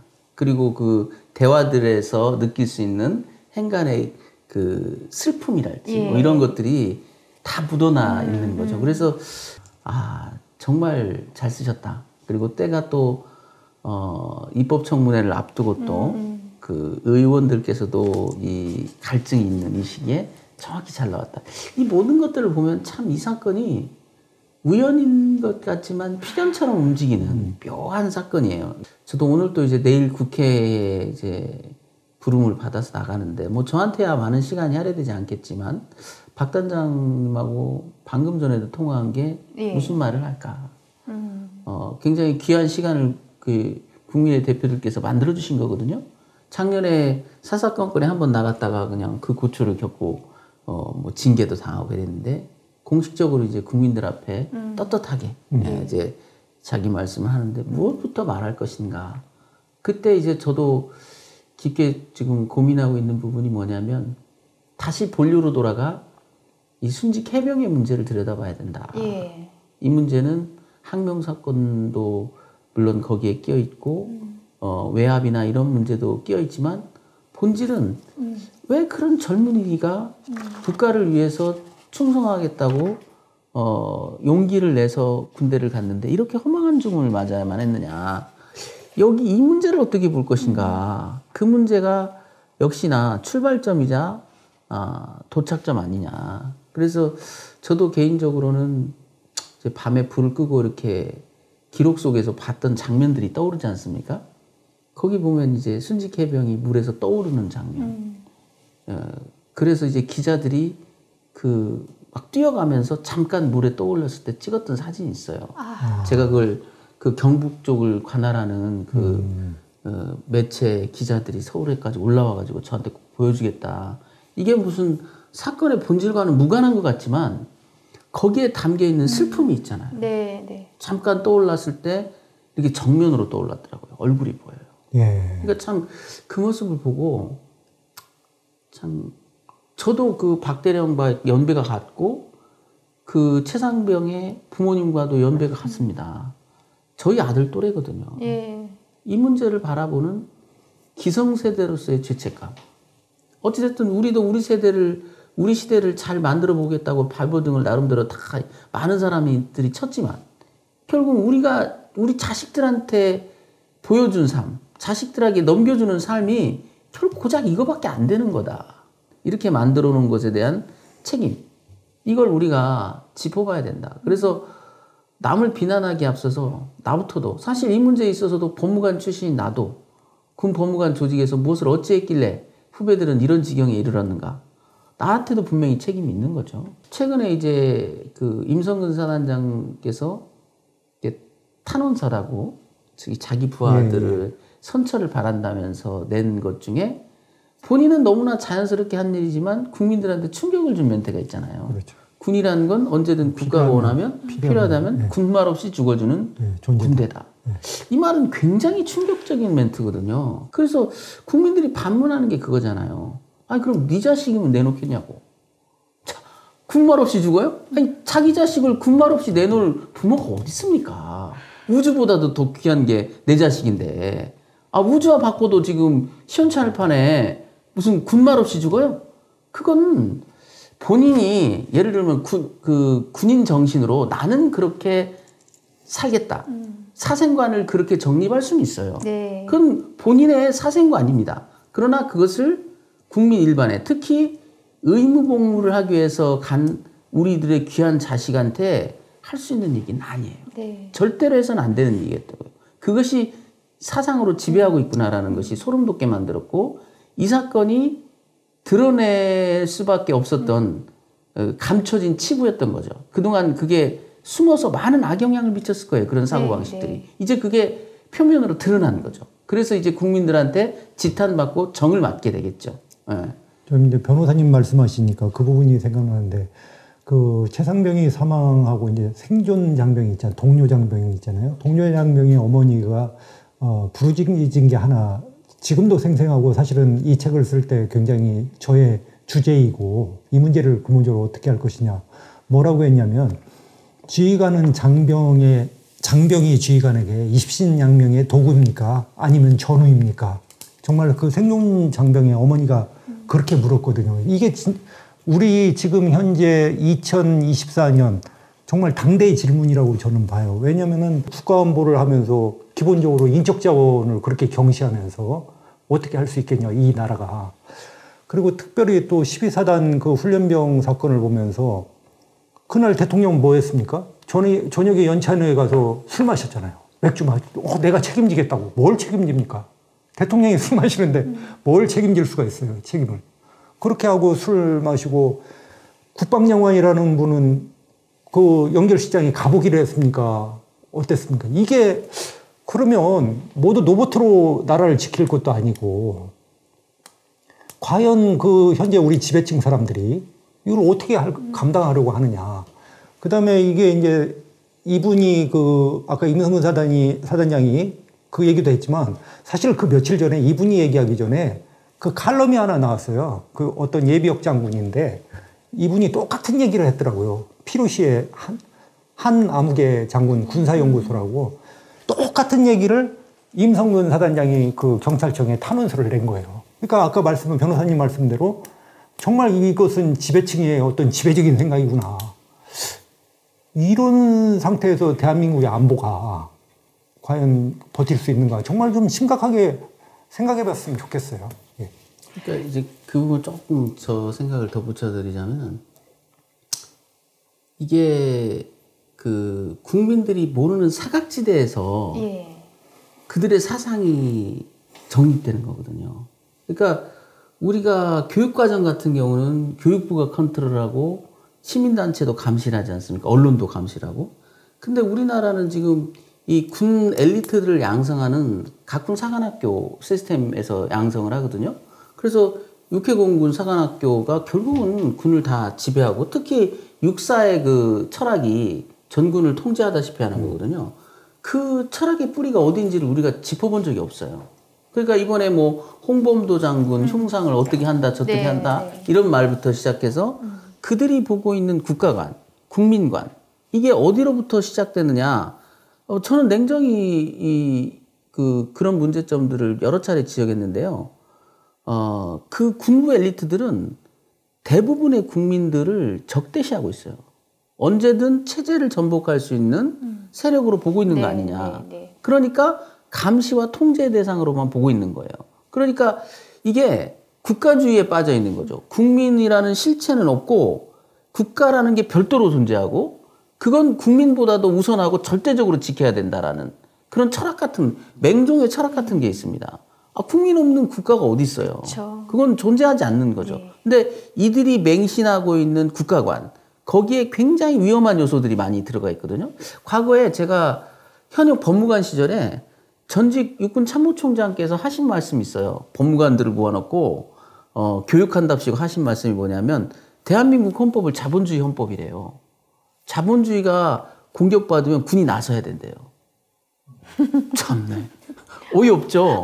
그게 암암리에 이게 저번에 이제 그 홍범도 장군 흉상 문제를 가지고 이런 얘기를 합니다. 그래도 국군의 뿌리는 6.25 때 그 공산주의와 맞선 그 정신이라는 거예요. 그 말도 맞죠.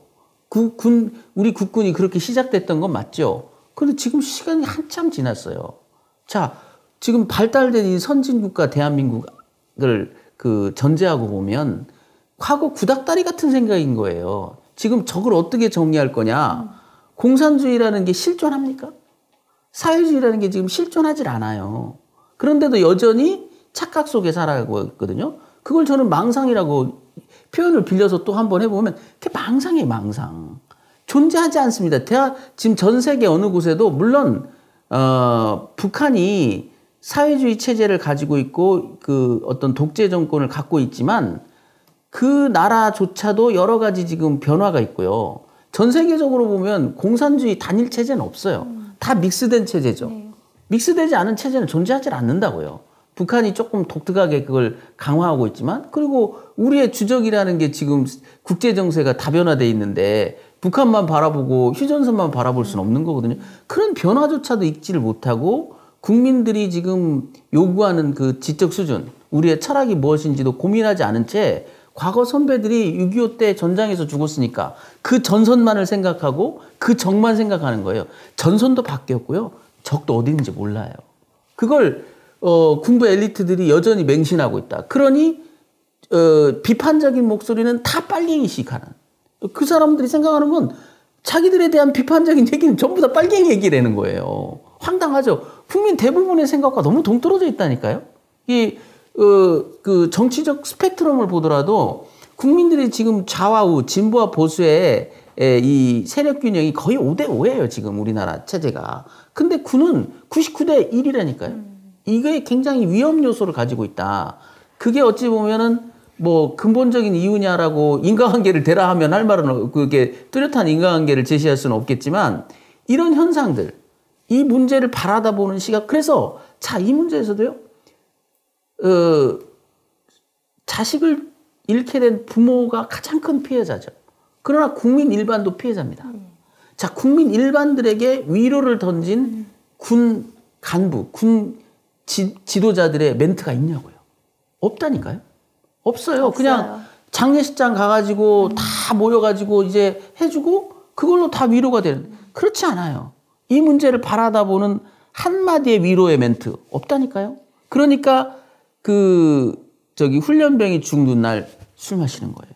마음속에 담긴 게 없기 때문에. 그러니까 한국이 굉장히 사나워졌다는 생각을 제가 하는 게 사회적 참사가 나도 누구 하나 이렇게 서로를 위로하지 못하면서 뿌리는 정말 그게 다 트라우마로 쌓이는데 지금은 이 최해병 사실은 일병이잖아요. 간지 몇 달 되지도 않은 이 한 군인의 죽음은 사실 개인의 죽음이 아니다라고 얘기를 해도 절대 틀린 말이 아니에요. 이미 군대를 가는 우리의 형제들과 우리의 관계는 우리의 문제니까. 근데 이거를 바라보는 시각이 지금 변호사님 지적하신 좀 그대로 아까 그 슬픔 얘기하셨는데 시청자 여러분 제가 앞에 읽어드린 말이요. 그게 두 분의 대화의 녹취록 푼 거잖아요. 거기에 흐느낌이라고 써있는 지문까지 제가 읽어드린 거거든요. 그러니까 당사자들도 너무 지금 슬픈 거예요. 자, 책 제목이 왜 돌아오지 못한 해병인지 이제 작가님 저는 더 마음에 지금 와닿았어요. 그 윤석열 대통령이 사람에게 충성하지 않는다 해서 대통령이 됐잖아요. 근데 박정훈 대령은 정직에 충성합니다라고 했거든요. 그러니까 사람에게 충성하지 않는다는 대통령에게 정직에 충성한다는 대령이 투쟁을 하는 겁니다. 이게 이 군인의 이야기예요. 저는 사실 여기서 박정훈 대령을 제가 정말 얼마나 10분 이해했는지는 저도 자신이 없죠. 근데 나름대로 좀 빙의라는 생각을 좀 했었어요. 우리 저 주관적으로 박 대령님한테 한번 물어본 적이 있어요. 근데 이분이 이제 군인 신분의 피의자잖아요. 네. 그러니까 피고인이고, 그러니까 말을 못해요. 이게 또 괜히 말을 했다가 또 군 수사기관이 그걸로 또 뭐 피의 사실 뭐 유출이다 뭐다 또 공격을 들어올 수 있으니까요. 그리고 저도 뭐 더 이상 예의는 아닌 것 같고. 돌아오지 못한 해병을 돌아와서 우리 부모님 품에, 국민의 품에 안기게 해야 합니다. 그게 정말 중요한 본질이라는 거 딱 놓고요.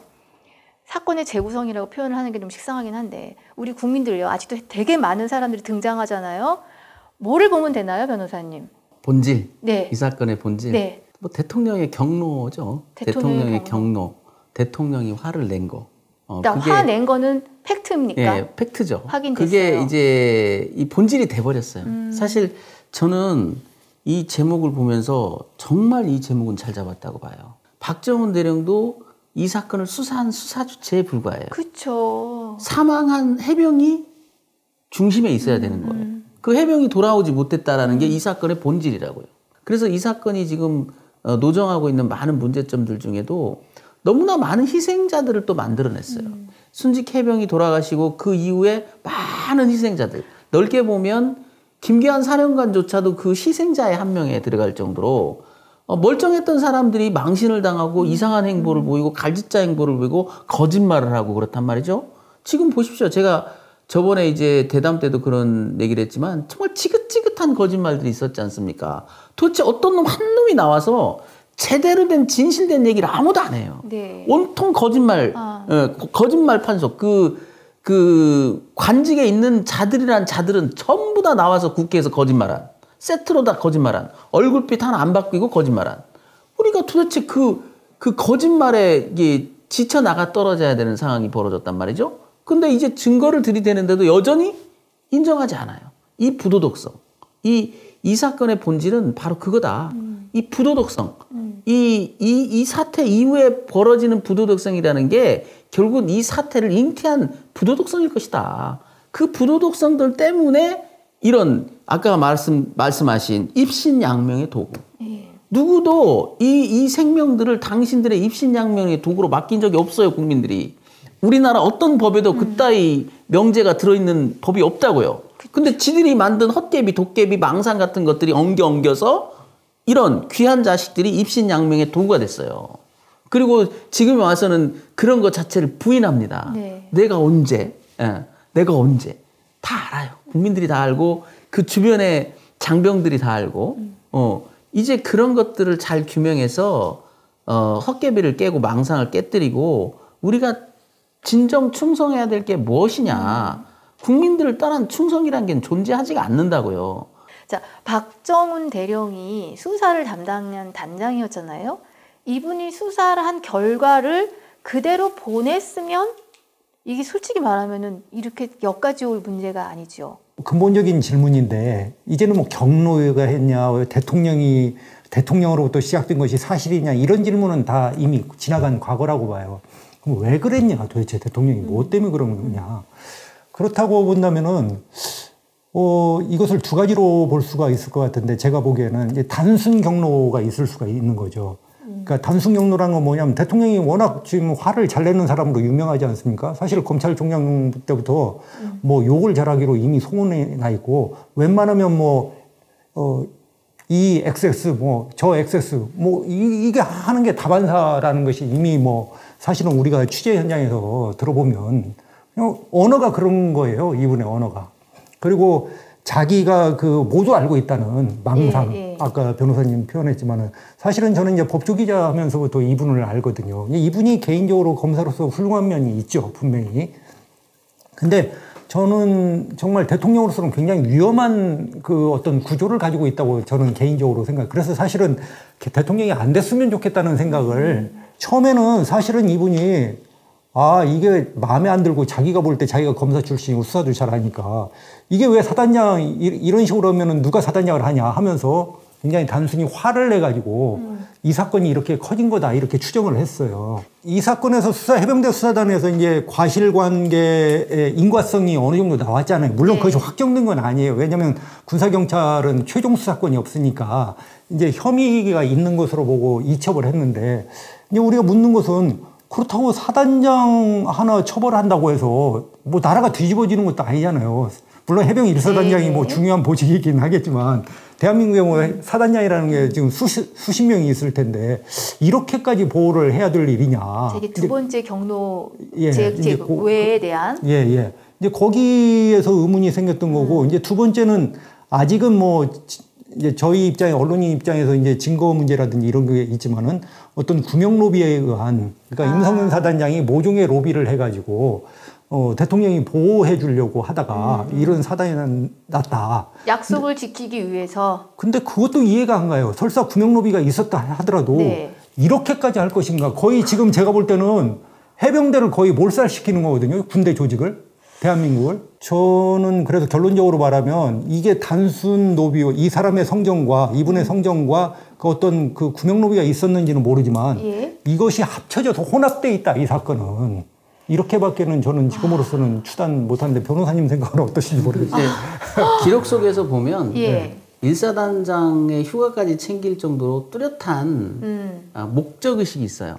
이 사람을 지켜야 한다. 대통령의 경로는 목적의식이 있고 그 목적의식은 두 번 발현되는데요. 첫째, 이첩을 보류시킨 다음에 휴가 조치를 지시한 거.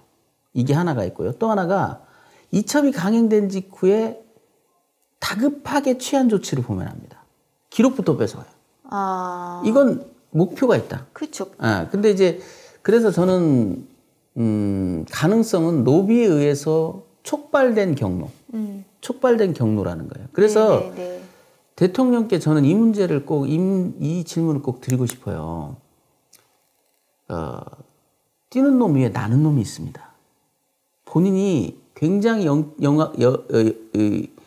명민하시고 모든 걸 알고 있다고 생각하시는지 모르겠으나 그것을 이용해 먹을 정도로 뛰어난 사람들도 있어요.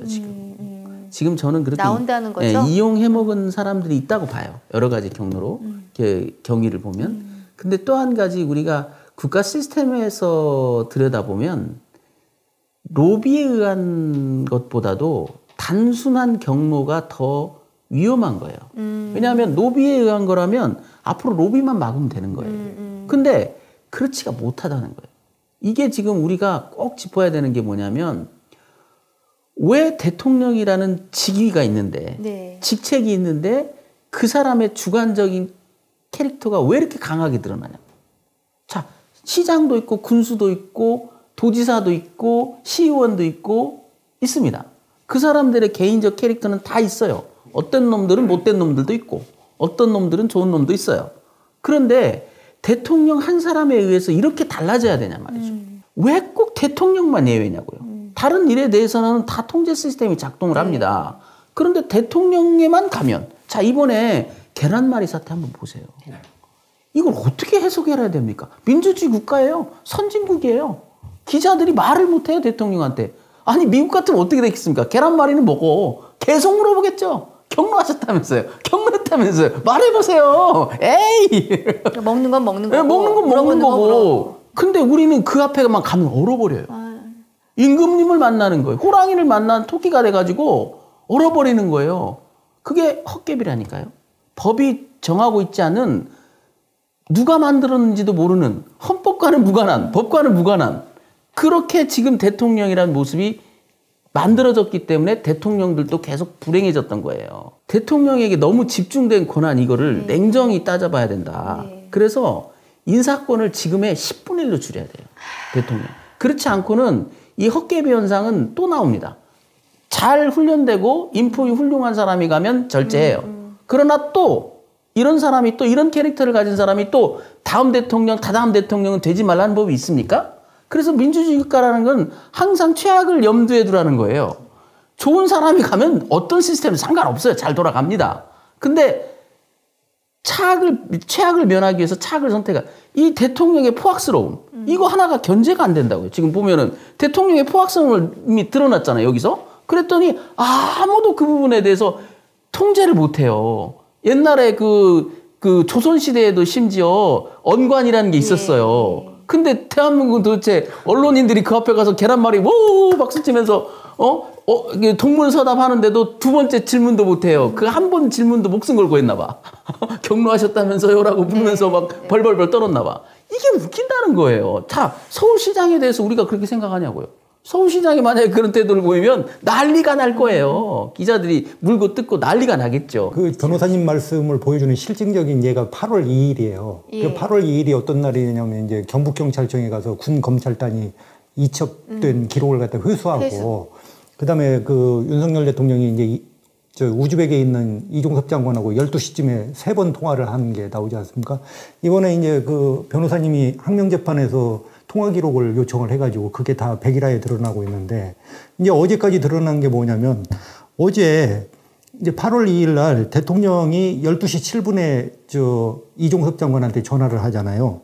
근데 여기에 보면은 그 12시 14분에 임기훈 국방비서관이라고 있어요. 안보실에 국방비서관이 있는데 이 사람이 이시원 공직기강 비서관한테 이제 전화를 하는 거죠. 네. 뭐 내용은 안 나오니까 여기에.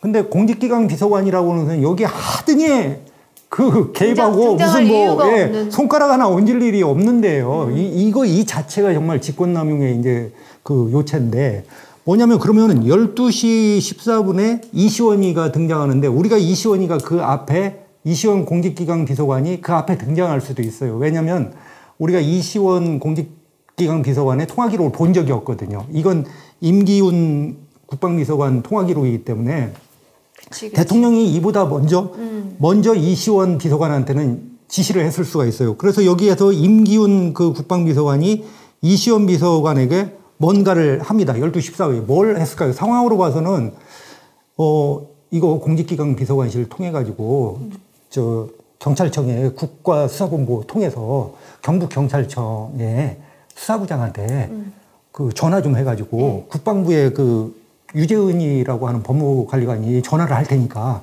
너네가 좀 어떻게 알선 좀 해봐. 아마 이 통화를 했을 것 같아요. 예, 제가 봤을 때는 이걸 했고 이제 뭐 대통령이 막 화를 냅니다.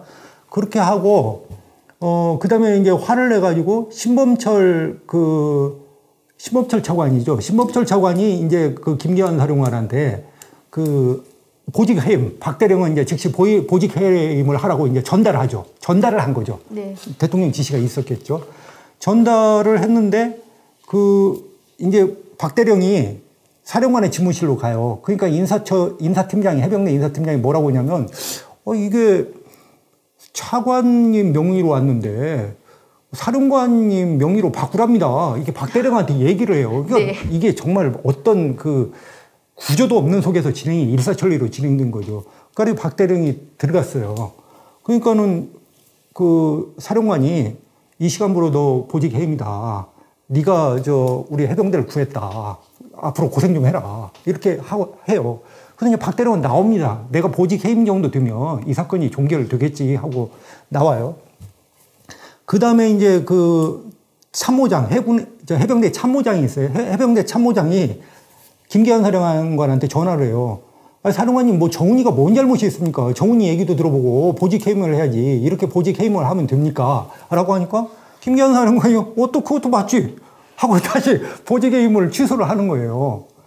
그러고 있다가 오후 3시에 신범철 차관이 또 문자인가 전화를 주는 모양입니다. 그러면서 지금 뭐 하시는 거냐. 보직 해임 됐냐. 근데 어제 그 통화 기록에 보면 여기에 보면은 그 신범철 차관이 4시 10분경에 윤석열 대통령으로부터 전화를 받아요. 그게 10초 만에 끊어요. 그게 무슨 전화겠으면 제대로 처리했냐? 네, 했습니다 하고 10초 만에 끊었을 것 같아요. 내가 볼 때는. 그게 박정훈 대령하고 저하고 통화한 게 8월 24일 11시더라고요. 예. 그 대통령 경로 녹음 파일이 만들어진. 그 이제 언론에 많이 나갔죠. 이제 뭐 이런 일로 사단장을 처벌하면 어쩌고저쩌고. 그 다음에 뭐 꽝꽝꽝 했다.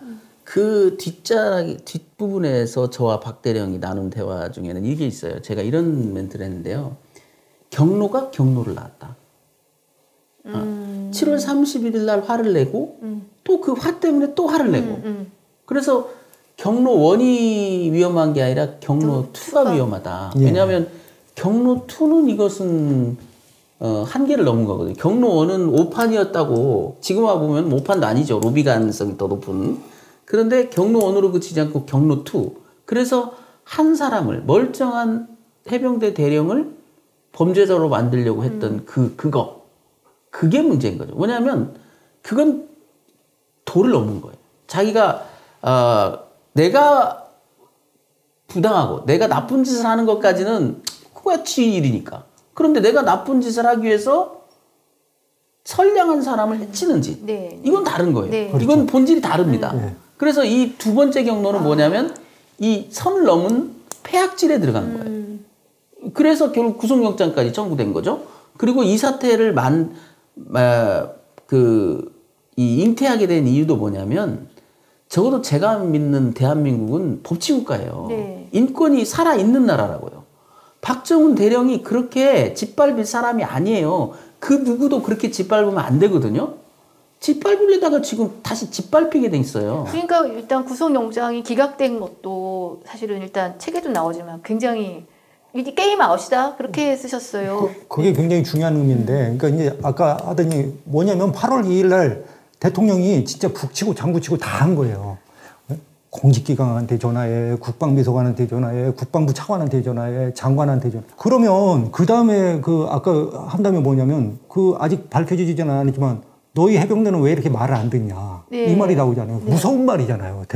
그거 틀림없이 보니까 대통령이 한 말이에요.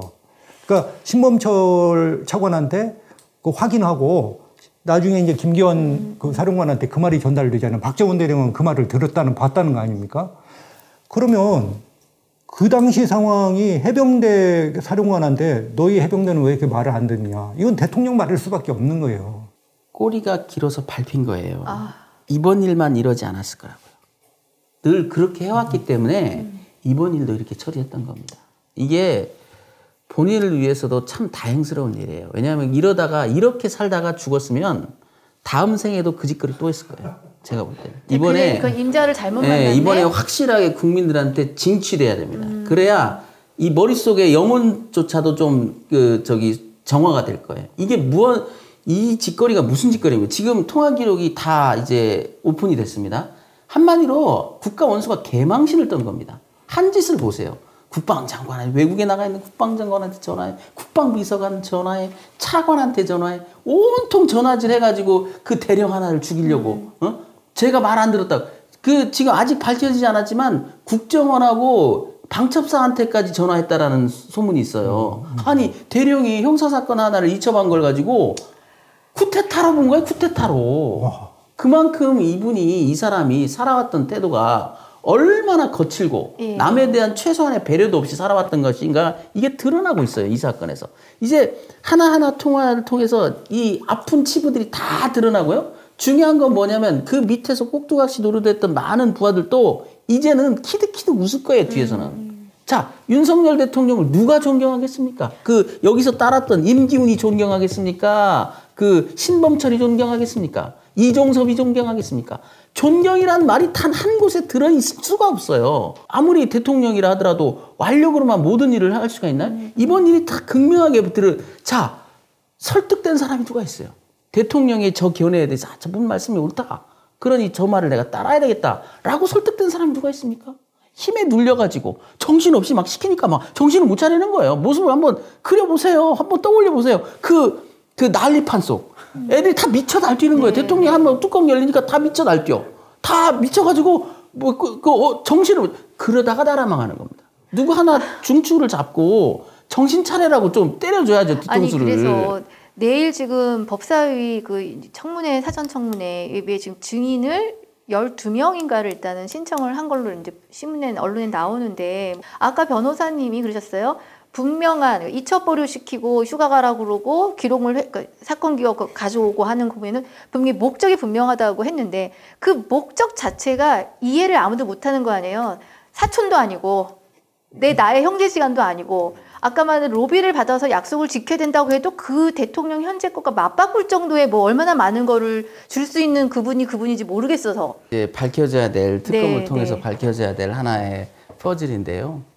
이제 제가 두 가지가 아직 규명되지 않았다고 며칠 전에 얘기를 했습니다.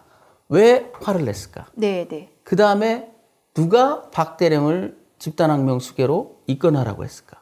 이 두 가지가 밝혀져야 된다고 했는데 이제 두 번째 거는 이번 통신기록으로 어느 정도 밝혀진 것 같아요. 왜냐하면 이첩기록 회수 대통령이 지시했죠. 그러니까 이시원 국방비서관이 나섰죠. 그 다음에 항명 처벌 이것도 대통령 아니고 누가 나서겠어요. 국방장관은 자기가 지시했다고 하나 말도 안 되는 소리입니다. 맞질 않아요, 시간대가. 그래서 그것도 이미 균형이 됐다. 이제 남아있는 것들은 뭐냐. 누가 대통령을 꼬드겼느냐. 예. 아니면 대통령 혼자 난리스 부르스를 친 거냐. 저는 아무래도 전자 같아요. 그래서 뛰는 놈 위에 나는 놈 있다니까요. 당신은 똑똑하다고 생각하고 있지만 훨씬 더 똑똑한 사람들이 이용해 먹고 있어요. 그래서 시스템에 따라야 되는 겁니다. 누가 예. 꼬우셨지? 특검과 국정조사가 병행돼서 가는 건가요? 그렇죠. 국정조사하고 특검은 특검대로 지금 시간이 어차피 걸리는 문제니까 네, 국회에서 네. 입법 사항이기 때문에 그렇게 가는 거고요. 저는 사실 그 가장 또 꽂힌 어떤 단어가 있다면 집단항명 수괴라는 거예요. 네, 사실 네. 이게 8월 아마 7, 8일쯤 나오죠. 뉴스의 첫 보도로 집단항명 수괴라는 게 저는 진짜 깜짝 놀랐어요. 사실은 그래서 아니 집단항명 수괴가 뭐지? 도대체 대한민국에서 집단항명 이 21세기 군대에 제가 그 내란죄나 반란수괴 전두환 노태우의 내란죄나 반란수괴는 들어봤죠. 근데 집단항명 수괴라는 것이 그렇게 익숙하지 않은 이름은 아니에요. 집단항명 수괴가. 근데 실제로 이것이 벌어졌냐. 그래서 제가 한번 여러 군데를 찾아봤는데 아직까지 못 찾고 있는데 대한민국의 집단항명 수괴에 대한 판결문이 없어요. 아직. 국군 70년사에. 이게 몰라 6.25 때 있었는지는 한국전쟁 때 있었는지는 모르겠어요. 그때는 뭐 기록이 없을 수도 있고. 이게 전시 상황에서나 가능한 얘기 아닙니까? 누가 도대체 군 경찰 수사단장한테 이건 정말 해도 너무했죠. 그 책을 쓸 때 저는 왜 집단항명 수괴를 왜 적용했을까 궁금증이 있어서 초기에는 이게 사실은 그 해병대 수사단이 이첩을 했잖아요. 근데 경찰에 이첩을 했는데 해병대 수사단이 이첩을 했기 때문에 회수도 하려면 굳이 한다면 사정명령이 생겨서 굳이 한다면 해병대 수사단이 해야 돼요. 네. 왜냐면 내가 이첩을 시켰는데 저한테 줘야지 다른 삼자한테 주면 그게 송사가 안 되잖아요. 네, 네. 말이 안 되잖아요. 그래서 처음에는 이걸 경찰에서 이제 뺏어와야 되는 거 아닙니까? 이 국방부 검찰단은. 이거 뺏어오려고 하다 보니까 그냥 가서 달라고 하면 안 줄 것 같으니까 집단항명 수괴라는 어마어마한 이 혐의를 갖다 적용한 것 같다. 위력을 과시하려고 경찰한테. 이렇게 어마어마한 범죄인데 너네 안 줄 거야? 이제 이렇게 생각을 했었어요. 근데 그게 아니더라고요. 지금 생각하면 그게 아니라 이미 대통령한테 사실상에 이게 오다가 내려온 것으로 봐야 돼요. 지금. 그래서 이제 그 부분에 들어가면 강조되지 않았던 부분이 있거든요. 수사기관에서는 항상 인지보고서라는 걸 씁니다. 네. 예를 들면 수사가 개시된 이유를 쓰게 돼 있어요. 검찰 같은 경우는 경찰에서 송치되어 오는 사건도 있고요. 다른 기관에서 이첩되는 사건도 있고 이런 것들이 고소고발장이 접수되기도 하고 그런 게 없이 수사를 개시할 때는 인지보고서를 작성을 해요. 그러니까 예를 들면 누구누구가 제보를 해왔다. 네, 네. 혹은 그 군검사가 검사나 수사관이 이러이러한 그 풍문을 들어보니 상당히 이게 설득력 있는 것 같아서 수사를 개시하려고 한다. 이런 인지보고서가 있는데요. 이 사건은 없어요. 황당하죠. 그러면 적어도 정상적인 수사 같은 경우에는 만약에 그 대통령이나 국방장관이나 국방차관이 수사를 개시하기로 이렇게 지시를 한다면 그걸 지시라고 하지 않습니다. 대개는 통보로 바꿔놔요. 예. 그러니까 비위사실 통보에 의해서 누구누구의 이러이러한 비위사실 통보에 의해서 수사를 개시합니다. 최소한의 수사보고서가 있는데 인지보고서가 있는데 이 사건에서는 제가 찾을 길이 없어요. 인지서만 있습니다. 인지서만. 떨렁. 인지의 경위가 안 나와요. 그래서 하명 사건이 문제가 되는 게 바로 그 인지 경위가 문제가 돼서 그런 거예요. 왜냐하면 자연스러운 사건의 이 입건 절차를 거쳐야 되는데 누군가의 요구를 반영하게 되면 그게 청부 수사가 돼버린다고. 그럼 굉장히 위험해지면 그러면 그 이후에 이게 아니라고 드러나도 이제 속된 말로 후퇴를 못해요. 수사기관이 냈다 하명 때문에 내질러 놓으면 아니 나중에 조사해보니까 아닐 수도 있거든요. 지금 이 사건이 그래요. 심하게 말하면 이 해병대 사령관이 만약에 주동이었다고 보인다 하더라도 집단항명으로 수계를 입건할 일이 아니에요. 조용히 옷 벗겨야 맞는 겁니다. 이게 문제가 된 게 아니고 누가 고소고발한 게 아니기 때문에 지휘권 차원에서 보면 왜냐하면 해병대 자체 안정화도 중요하단 말이죠. 그렇잖아요. 만약에 해병대 사령관이 주동이 돼서 이런 일이 벌어졌다고 치면 이것을 만천하에 공개해가지고 군을 위기 속에 빠뜨리면 안 되죠. 네. 오히려 그럴 때는 이 재량을 발동해가지고 그 적절하게 이렇게 그동안에도 해왔다고요. 그래서 항상 검찰과 그 지휘관 간에는 항상 그런 갈등이 있었어요. 숨기려는 지휘관, 찾아내려는 검찰. 이들 사이에 갈등이 있었는데 이번에는 완전히 완전히 달라졌죠. 그렇죠. 보통은 덥지요. 그럼요. 덥다. 네, 덮는 것 자체도 적법 환영하는 것은 맞아요. 논란이 예, 있지만 예. 그래서 감찰을 통해서 완충작용을 거쳐서 그 건의를 받아서 하거든요. 근데 이번 일은 너무나 가격했다. 이게 자 유시민 연구소장님 그분이 했던 말이 떠올라요. 대통령 그냥 서열 정하고 자기가 왕노릇하는 거. 네, 서열을 지키고 서열을 만들고 예. 때려 잡아가지고 서열을 만든 다음에 자기가 짱하는 거. 그거 외에는 별로 가치가 없는 것 같아. 이 사건이 바로 그걸 보여줘요. 그냥 내 말을 안 들었다. 8월 2일 날부터 몰아닥친 광풍은 아무런 가치가 없어요. 이게 무슨 뭐 이첩이 되고 안 되고 이런 가치가 아니라 개겼다고? 나한테? 미쳤구나. 너희들 내가 누군지 한번 보여줘? 네. 이거밖에 없지 않냐는 거예요. 이 모습은 우리가 바라는 지도자의 모습이 아니잖아요. 우리가 바라는 지도자는 현명하고 숙고하고 고민하고 애민정신이 있는 그런 지도자를 우리가 꿈꾸고 다 그렇게 믿고 저는요 개인적으로 윤석열 대통령이 집권할 당시에 마구 비판하는 사람들에 대해서 근거가 없지 않냐. 그래도 S대 나와서 검찰총장까지 하시고 또 한때 보여줬던 모습은 결기 있는 검사 아니었느냐. 그렇게 맹비난할 근거는 없지 않냐. 한번 보자. 자격은 충분하지 않냐. 이런 생각을 했었던 사람이에요. 근데 지금 와서 보니까 역시 저보다 훌륭한 사람들이 잘 봤던 것 같아요. 저도 이제는 이 사건을 통해서 다른 사건은 제가 알지 못하기 때문에 이분을 평가할 이유는 없지만 적어도 이 사건에서 보여준 모습은 조폭 보스 이상도 이하도 아니에요. 아무런 가치도 없고 그냥 내 말에 복종하지 않는 놈들은 다 쓸어버려. 그 보스의 모습일 뿐이지 어떤 가치도 여기서 찾을 수 없다. 어떠한 연민이나 국가를 자기가 경영하는 경국자라는 최소한의 자세 이런 것이 보이질 않아요. 최근에요. 이 야당 3당 대표들이 추천사를 쓴 정말 몇 안 되는 책이에요. 정말 고생 많으셨고 실록입니다. 예, 저 정말 이거 에필로그로 한 건 더 나와야 한다는 이 상황 정말 잘 정리돼서 정말 그때는 다 말하지 못했던 또 역시 ING 상황이니까 우리 당대표들이 추천사 내주신 거 조금 간략하게 소개 좀 한번 해주세요, 독자님. 예. 사실 저는 좀 졸고라고 생각하는데 공학계도 이제 이재명 당대표하고 조국 당대표하고 이준석 의원이 추천사를 감사하게 써줬습니다. 그래서 이재명 대표 같은 경우는 이 돌아오지 못한 해병은 해병대원 사망 사건의 기록이자 가려진 진실을 밝히려는 촛불입니다.